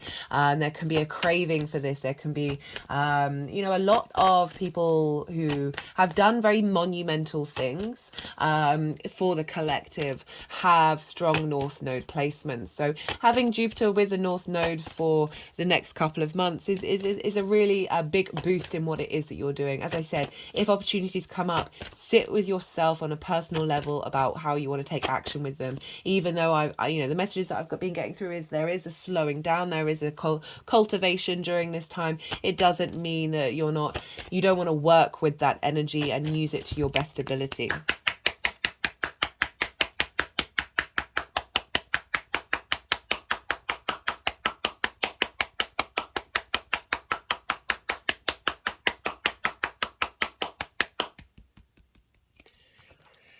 Yeah, so Venus, as I said, she'll be in shadow from the 19th of June, and then either and then retrograde right through this. So we've got this revisiting, revising energy coming through, feeding into Jupiter. So it's kind of highlighting, as I said, like this contemplation, this nuances, this refinement of what's going on at the beginning of this transit. I will all of what I'm talking about will be in the description box when I finish this series, as well as a list of aspects that Jupiter will be making between now and the 12th of September. I'm aiming to find time to write a little bit of a blurb for each of those aspects, because I'm not pulling cards for each of those aspects in this transit video. I'm keeping it more general and more broad, but I do still want to provide you with that understanding of what might be coming up on particular days and how to then work with it, because I'd like us to have as much information as possible. That's everything that I'm going to say. I'm going to keep shuffling until the energies put the deck down, and then the energies will do some energetic work as well as move the cards around into the 4 piles. This is a time of stillness and slowness. Won't be speaking, although so often in these readings I have been, that you've just got a load of information, and this is a time of digestion, of allowing that to sink into your unconscious mind. You might get some intuitive hits about how this has been showing up in your life. Just an understanding of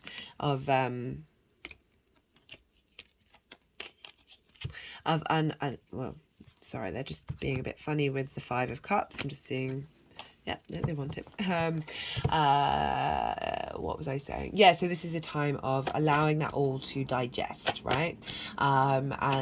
We've got a lot of planets being governed by yin-like signs at the moment. We are being asked to slow down. It's all part of the process. It's not all go, go, go, go, go. I then will come back to talk about how the tarot is linking in with what I've just been talking about. So I will see you on the other side.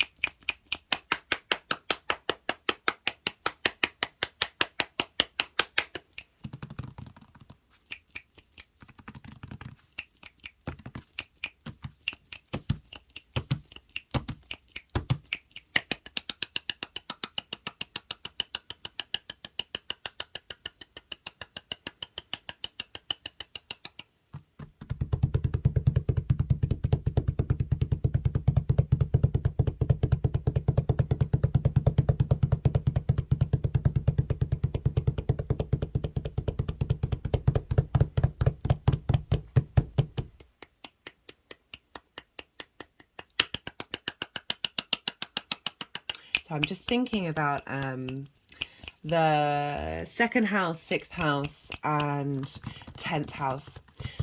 So that for you, so sort of a grand earth trine of how the 2nd house is your resources. It's how you make your money. That's what tools you have. And the 6th house is work, and that's how you work, the mode in which you work. And the 10th house is the why, right? So why is it that you do the thing that you do? What drives you? It follows the 9th house of your perspectives, your morals, your ethics, your philosophies, and how that governs the direction that you head in your life purpose. And the reason why that's come up in my mind is, the Magician card, it rules your 2nd house of Virgo, and the tools in which you have there, and that just kick-started a little theme. And I just wanted to sort of bring that in because we are dealing with the 10th house. We're also going to have a Mercury retrograde in Virgo. Just made me think about that. I just thought I'd share.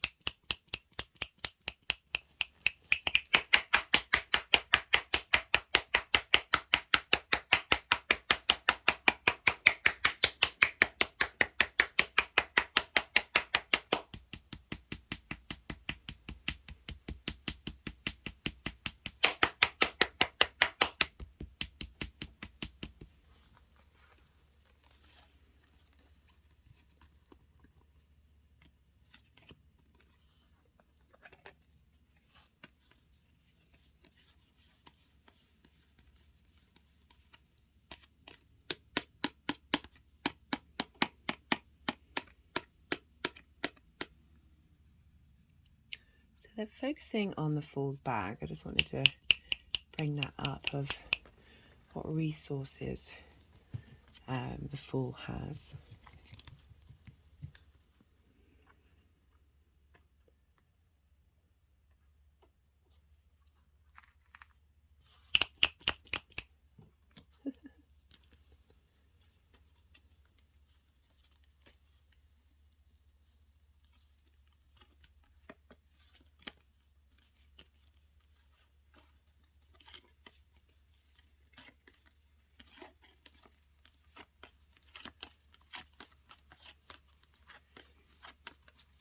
They're moving the Fool and the Hierophant back and forth, and sometimes this can mean that those two energies are very much combined.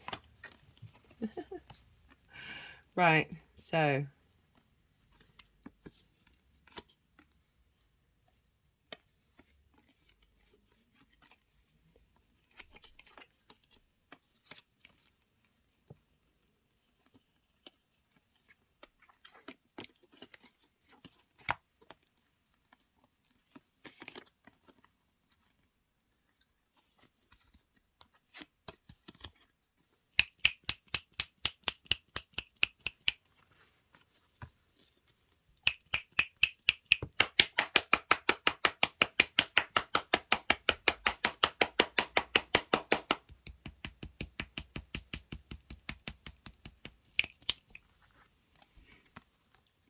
for the general energy of Jupiter for this particular period of the transit, we've got some difficult cards here. We have the Seven of Pentacles, the Five of Cups, the Three of Swords, and the 10 of Wands. Just realize that's every single minor arcana. Well, that's pretty powerful. So we've got Pentacles, Cups, Swords, and Wands. So it's essentially every part of who you are, which makes a lot of sense for the 10th house of life purpose. We need everything to be integrated, and every part of who you are, every dynamic of who you are, to be in that in a full holistic environment. I mean, we don't need it, but it's, you know, it would be nice. So we've got the Seven of Pentacles. This is about putting in the hard work, cultivating things. This is, you know, there's mixed messages with the Seven of Pentacles. So it's about, as I said, it's like right at the beginning of the harvest when you've got things growing that you're in. You can't even possibly imagine where they might be headed. Like it's very baffling to think that the vegetables are gonna get they're gonna get big, and they're gonna be, you know, rather than these little seedlings. But there can also be frustration of like not being able to see the possibilities of the beginning work that you've been doing. But it's also about cultivating lots of different things and taking the time and realizing that, okay, this is a beginning journey. Like it's you can hold space for both of those things of having a bit of frustration, but also appreciating that journey. We've got the Five of Cups, but I kind of feel like that's why I bring in both of these, because these are difficult energies, and the kind of leans of like, you don't give up basically with that Seven of Pentacles. Like it's not about realize that there is a future that is beyond this current state. We've got the Five of Cups here. This is about grief. This is focusing on that which has spilled over, rather than turning around and realizing there are still opportunities. There is a sense of abundance. It's the Two of Cups here, and that's harmony, union, respect, equality, but also deep love and support. And this figure, all it has to do is turn around, pick up these cups, and go on a journey. But I just, feeling with the 10th house of, particularly with the Three of Swords as well, of like there's grief and there's heartbreak, of situations, things blocking you, that might have caused you to feel like you're always going to be in this space, right? You're never going to get any further. And then on top of that, we've got the 10 of Wands. This is burden. This is that direction that you've been headed in, that you may have been headed in the past, has been incredibly overwhelming. You felt exhausted and drained, and on top of the grief and the heartbreak. And this isn't just about romantic situations. This is anything your heart has felt has then made your heart go small, and not, if you look here, we've got rain clouds coming down. There's a sense of sadness and grief.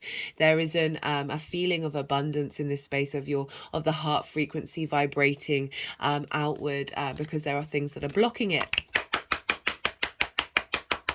And that grows across the board for all of us. So this is like a lot of frustration, a lot of pain, a lot of anguish, but also a lot of responsibility and burden, that this figure isn't even able to look up at the sky and see that they're not that far away from their journey of being safe and being supported. Look, there's a castle in the background of like that, there, whatever it is that you've gone through, there is a culmination here, and there's a shift, and there is a sense of this cycle being cleared out. And this is even more confirmed by the Six of Swords. So the Six of Swords is about taking, like, you've been through some difficult times. This is highlighted by the choppy waters here that you're starting on, and you're about to go on a journey to clear a new land, a new dynamic, again going on a new journey to a new space, ending up moving away from this space to being able to put down that burden, or at least for that burden to not have you hunched over and not being able to enjoy life. Sometimes like doing lots of things and putting effort into things is a wonderfully satisfying part of existence. But this is a lot, right? So moving to somewhere where you can put that down or transform it to something that is no longer the heavy load. Jupiter in the 10th can give a more ease in your ability to move through this. So the Six of Swords is about going on a journey. As I said, going to a new land, going to a different mental construct.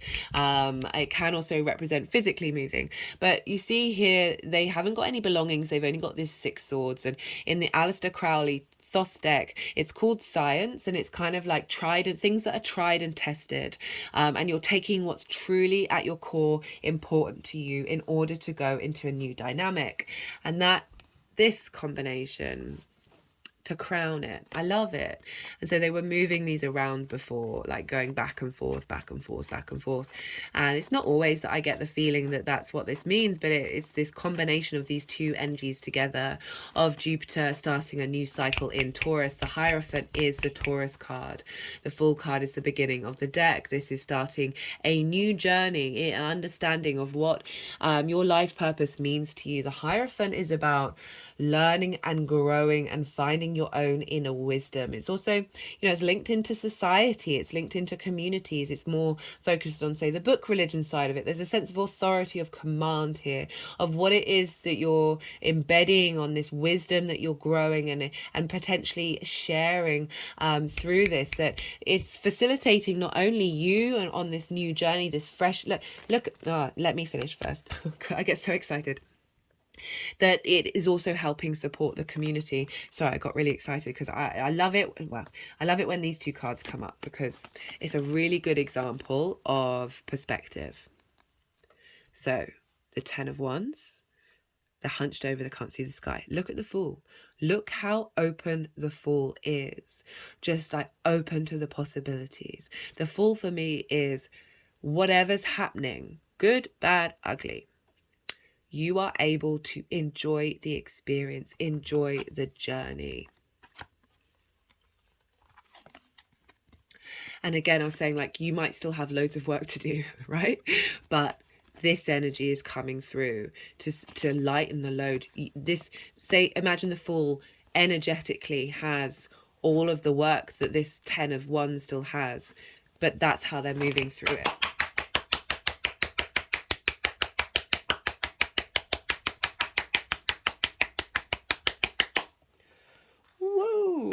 Right, let's put that back.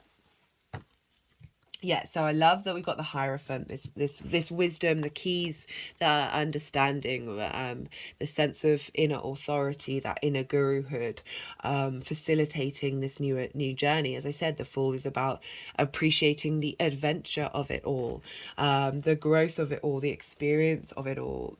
Jupiter in Taurus is very much about, how do you feel about it? Like, for you to have Taurus in your career, it's like, it's got to feel good in your physical body for you to do it. You got to, and also there's a sense of needing appreciation and value and love as well, which can, that can go both ways. And I always say with those kind of dynamics is go inward, love what it is that you do. It's not about seeking that from the outside world, but you have to operate from that space, that Venusian space.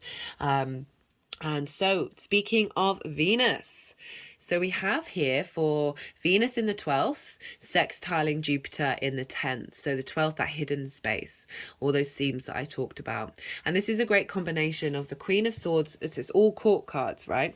The Queen of Swords, Knight of Cups, Queen of Cups. So the Queen of Swords for me in that 12th house of seeing, like, the Queen of Swords has been through some troubles. She's come out the other side. You look, her head is above the clouds. She's got a higher perspective. There's clarity in what she's doing. She's very independent. She's facing away from us all. The Queen of Cups is also facing a little bit away, but not in with such a sort of, there's a boundary there. But I want to focus more on the fact of the clarity of understanding of the situation in the 12th house. So rather than there's with the Queen of Swords, you can get the feeling like she's been depressed, she's been overworked, she's been in bad situations, but she's come out of it. And with that 12th house, it can be a space of depression, that you're now seeing things clearly. You're seeing why you may have felt like that and the benefits of it, and how cutting through that fog of depression, so my hands are just sort of tapping over my forehead and moving around the sort of basically from the third eye to sort of the back of the head, where I feel like the back third eye is of being able to see things clearly, that which has been hidden.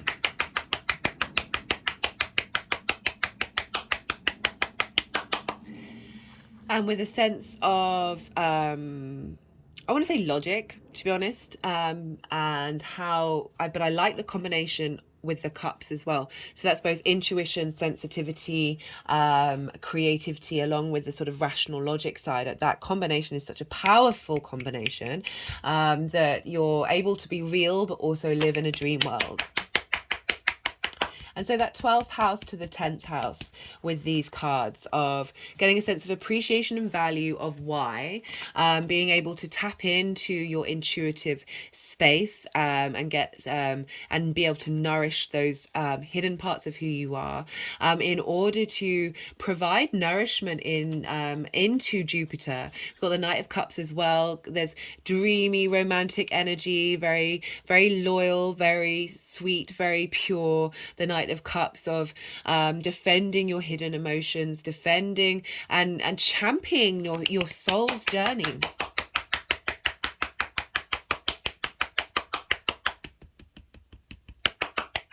So all of this strength of clarity, this the strength in the serenity and inspiration of the Queen of Cups. We've got the Knight of Cups in the middle of taking this clarity to the Queen of Cups, who can then work her magic, her psychic, creative energy that's feeding into Jupiter, of you feeling nourished in very different spaces.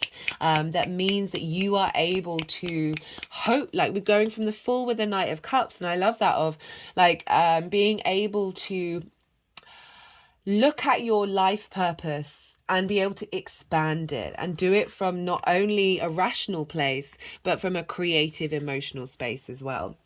And nourishing those, as I said, those hidden parts of who you are, seeing things clearly, and then, you know, being able to work from your soul's magic. And the you know, having Cancer in the 12th house means that your intuition is actually a very key part of who you are, your emotional connection to things. But sometimes that can feel a little isolating and a little separate and a little exaggerated in your private space. That the Queen of Swords is saying, hey, no, let's find a balance. Let's bring that in with a sense of clarity. And by doing so, like harnessing that intuition to help you understand, come up with creative ideas in terms of where you're headed and what you're doing, in terms of that life purpose. So we have for Venus in Leo in your sign. Look at this spread. I'm not surprised. I am not surprised. Let's see where they want to all go. Okay, they're just wanting to hold up the Nine of Cups. So this is the square between Venus and Jupiter and the general Leo to Taurus energy. We've got the Ace of Wands. This is a new sense of vitality and freshness with that Venus retrograde, and how this is all feeding into your 10th house of your career. There's just a real passion and creativity coming in, a sense of motivation and momentum. I'm just wondering what they're doing.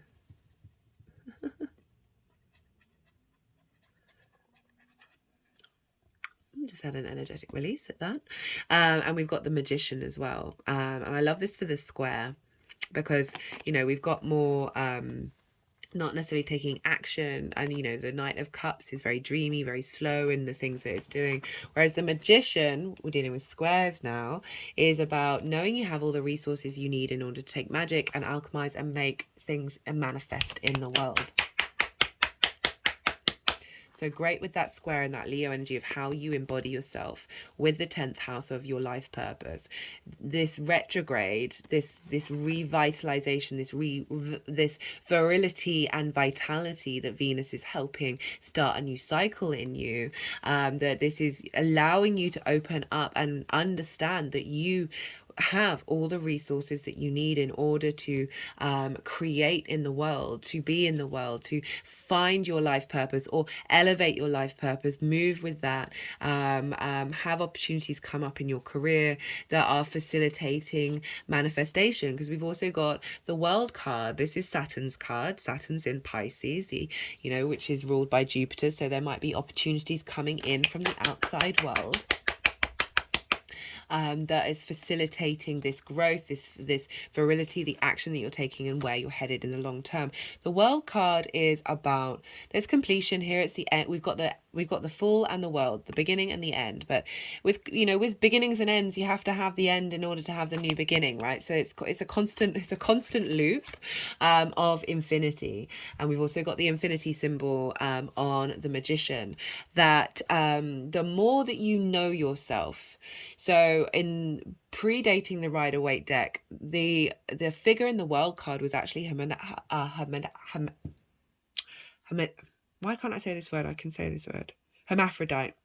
So the feminine, the masculine, and the spirit, right?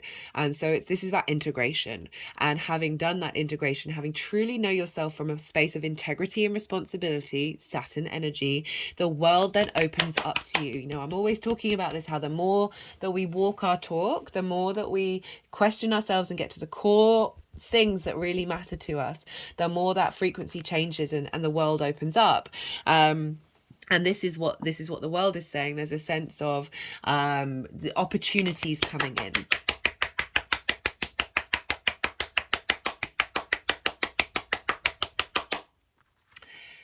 And the final card, I mean, this combination is really pretty powerful. This is Leo.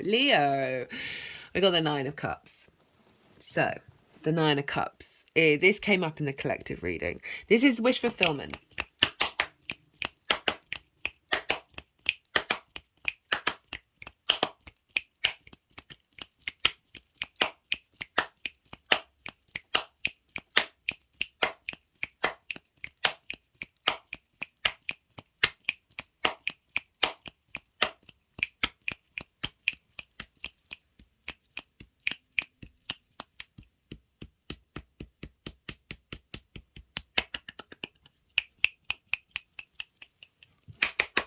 Said an energetic release. They drew the energy from the Happy Buddha into my solar plexus.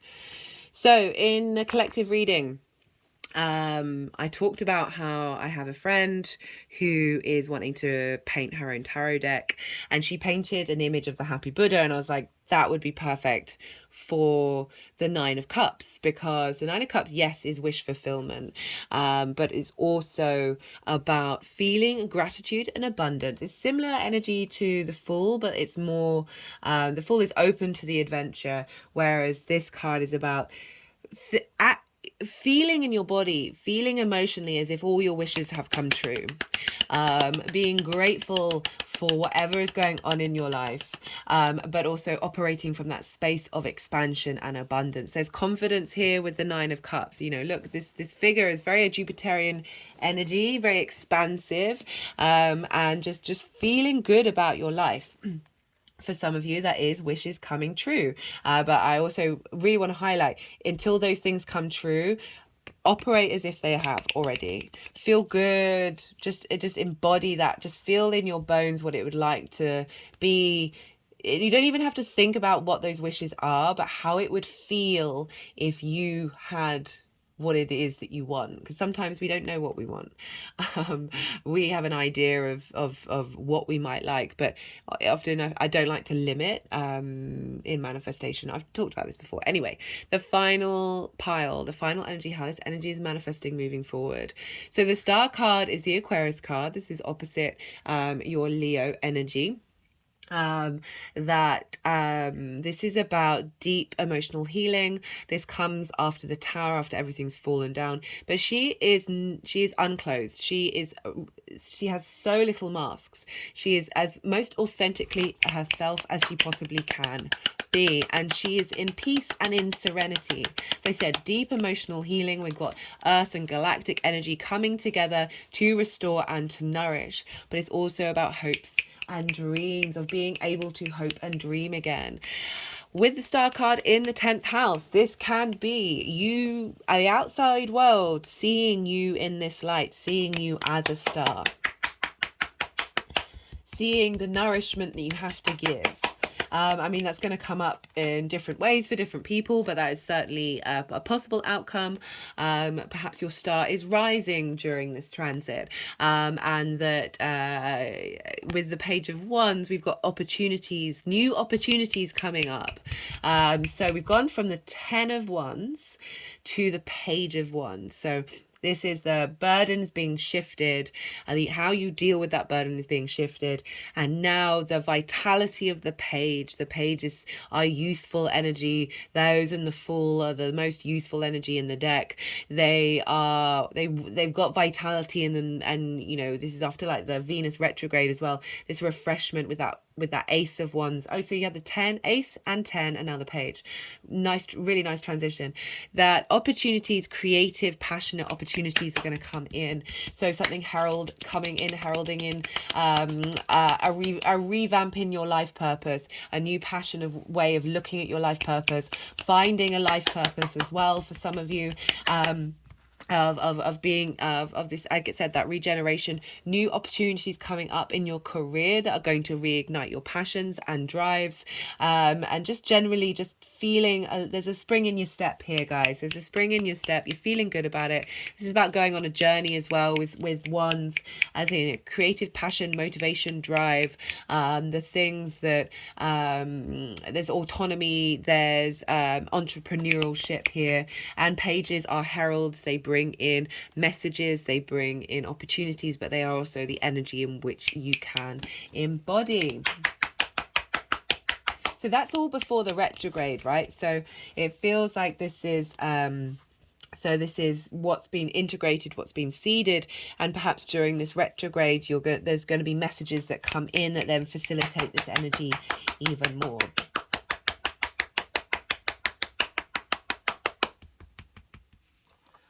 Right, so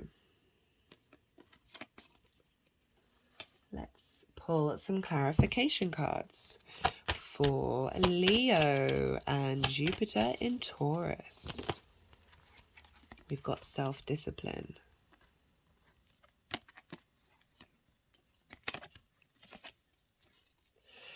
Yeah, so with the self-discipline wanting to go there, it's kind of, it's sort of suggesting that you've been mindful of these energies, and you know, this is tried and tested, so you've gone over these things, you've figured, you've been working out what's like, do you need to hold on to this energy, do you need to work with it, and now that's being boosted with the work, with what you have been doing with that 9th house transit of Jupiter. That is now bringing into the 10th house of, right, now we're gonna having found that, having worked through this, we're now going on a journey, and we're really going on a journey.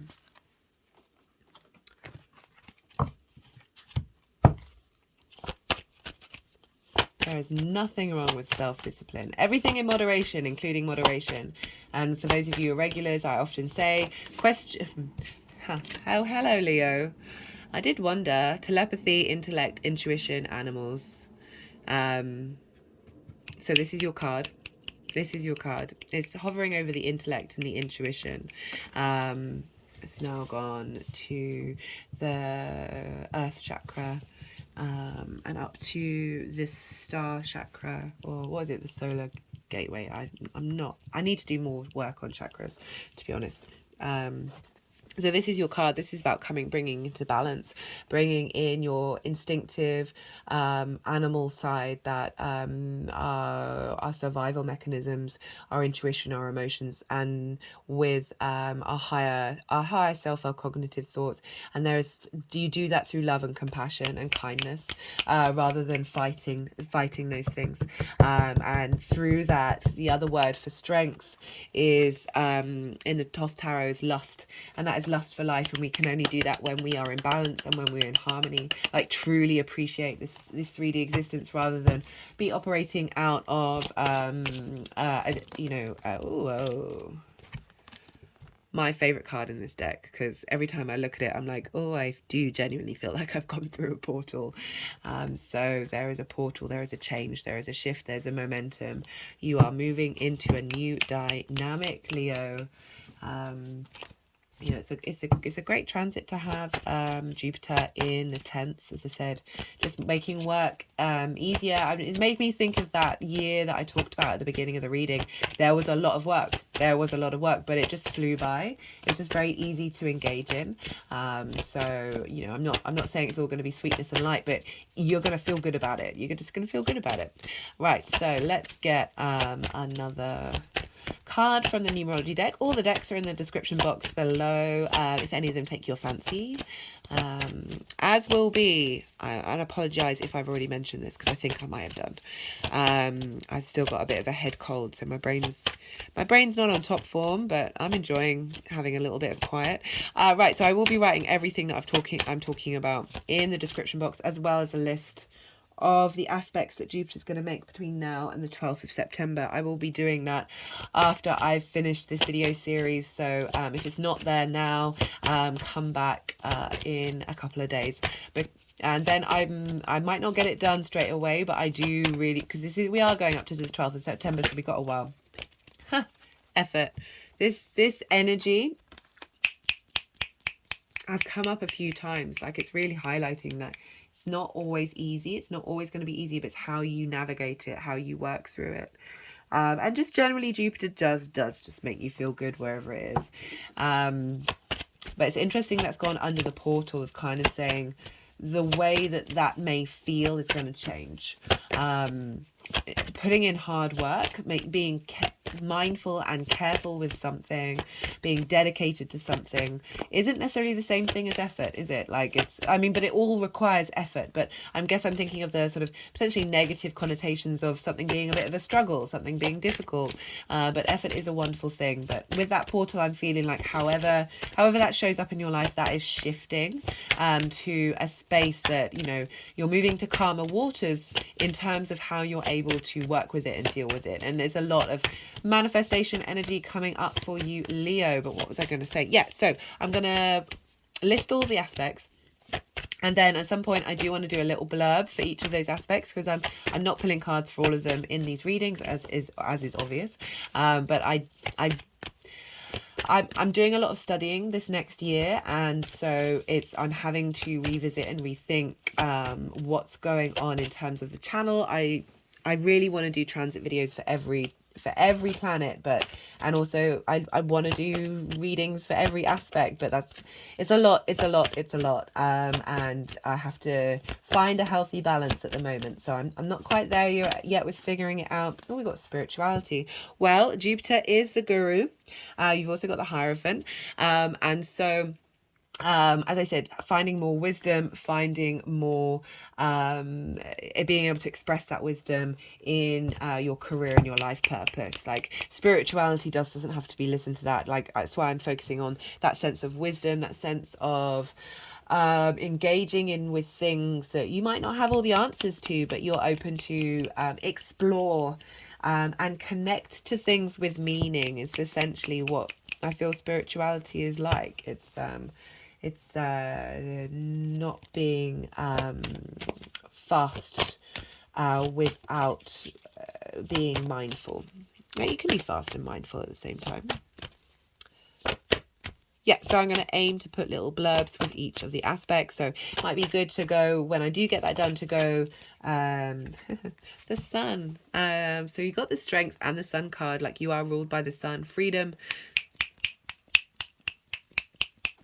from that burden, freedom from that grief, freedom from that heartbreak, freedom from that frustration of perhaps thinking things are never going to come into fruition. You know, it says free-spirited and innocent. So that very full energy, if to be honest, you know, that's you are ruled by the sun, Leo. So the sun is a very one of the rulers of your chart is the sun. So this is lovely that that's come up, and also that sense of vitality, of clarity, of life-giving energy coming in with that sun turning up. Oh, I forgot to mention. So, I mean, I'll talk more about this in the retrograde series, but Jupiter's going to be retrograde from 15 degrees to 5 degrees of Taurus, which is exactly the same as that Mercury retrograde that we've just been through. Well, we're still kind of in, because Mercury's at 10 degrees today, so it's still got 5 degrees of going over old territory before it breaks out into new land. But might be good to look at what came up for you for the Mercury retrograde. I've done a Mercury retrograde series, and so themes of that might just be useful to go over that and see what comes up, because Mercury and Jupiter oppose one another. So Virgo and Gemini are both ruled by Mercury, and Pisces and Sagittarius, which are opposite those two signs, are we just got energy flow and others looking in. So again, that's your linked into the 10th house of your reputation and how the big outside world sees you. Just gone to the portal, to the sun, to the portal.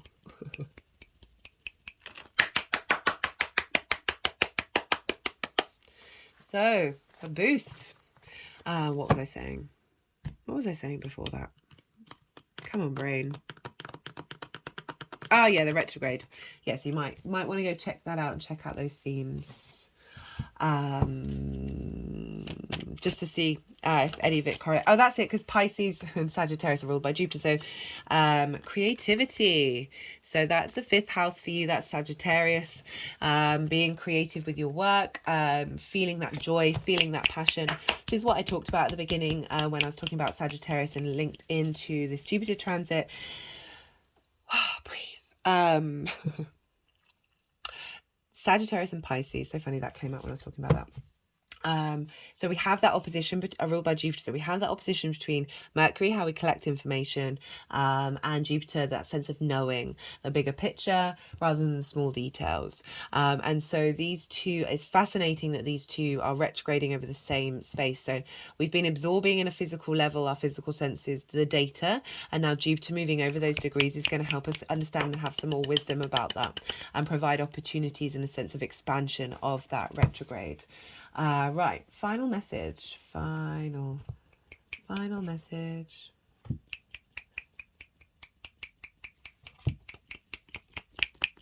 And they're like, but we want to click for the final message.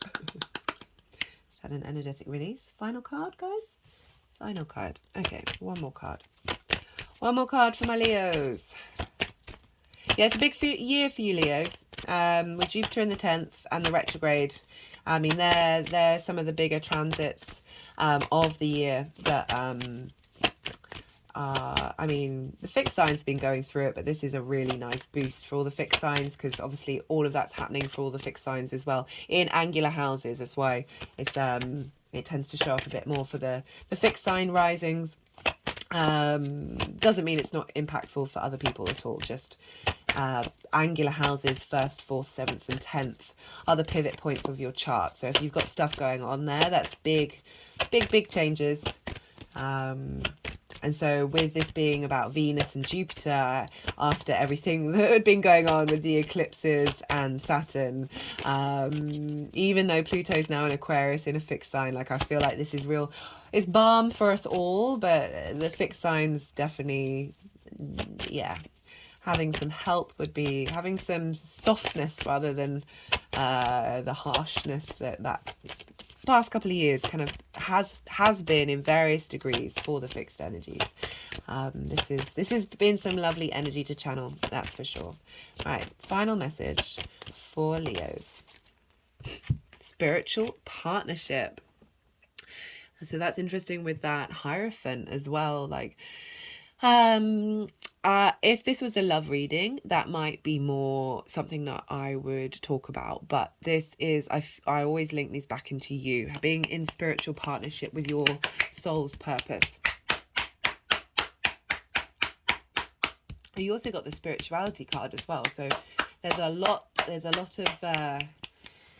of also outside help as well from the cosmos, from the dimensions, being in partnership and in lockstep with where you want to be headed and what you want to do.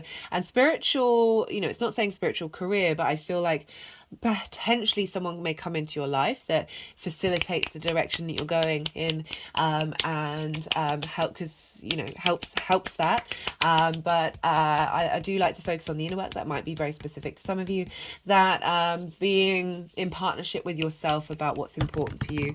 And spiritual isn't just linked into stereotypical spiritual practices. Anything that you do, any relationship, can be of a spiritual nature. It's just one of meaning and depth and support and nourishment. That's all it really is. Right, Leo? I hope this resonated. If it did, hit that like button. Leave a comment, even if it's just an emoji. These things push the algorithm forward. Subscribe if you're a new viewer. Hello and welcome. There are other things that regular viewers can do, like searching the name of the channel to get to the videos, or watching more than one video in a row. But as I said, if any of it resonated and you want to pay forward that integration, that understanding energy, that expansive energy, a sense of abundance, I would be grateful if you could do those things to push the algorithm forward, only if you feel so inclined. But on a personal note, I would love to hear from you. I love chatting about the astro weather. It brings me joy. But other than that, be good to yourself, Leo. Be good to those around you. And most importantly, be well until we meet again.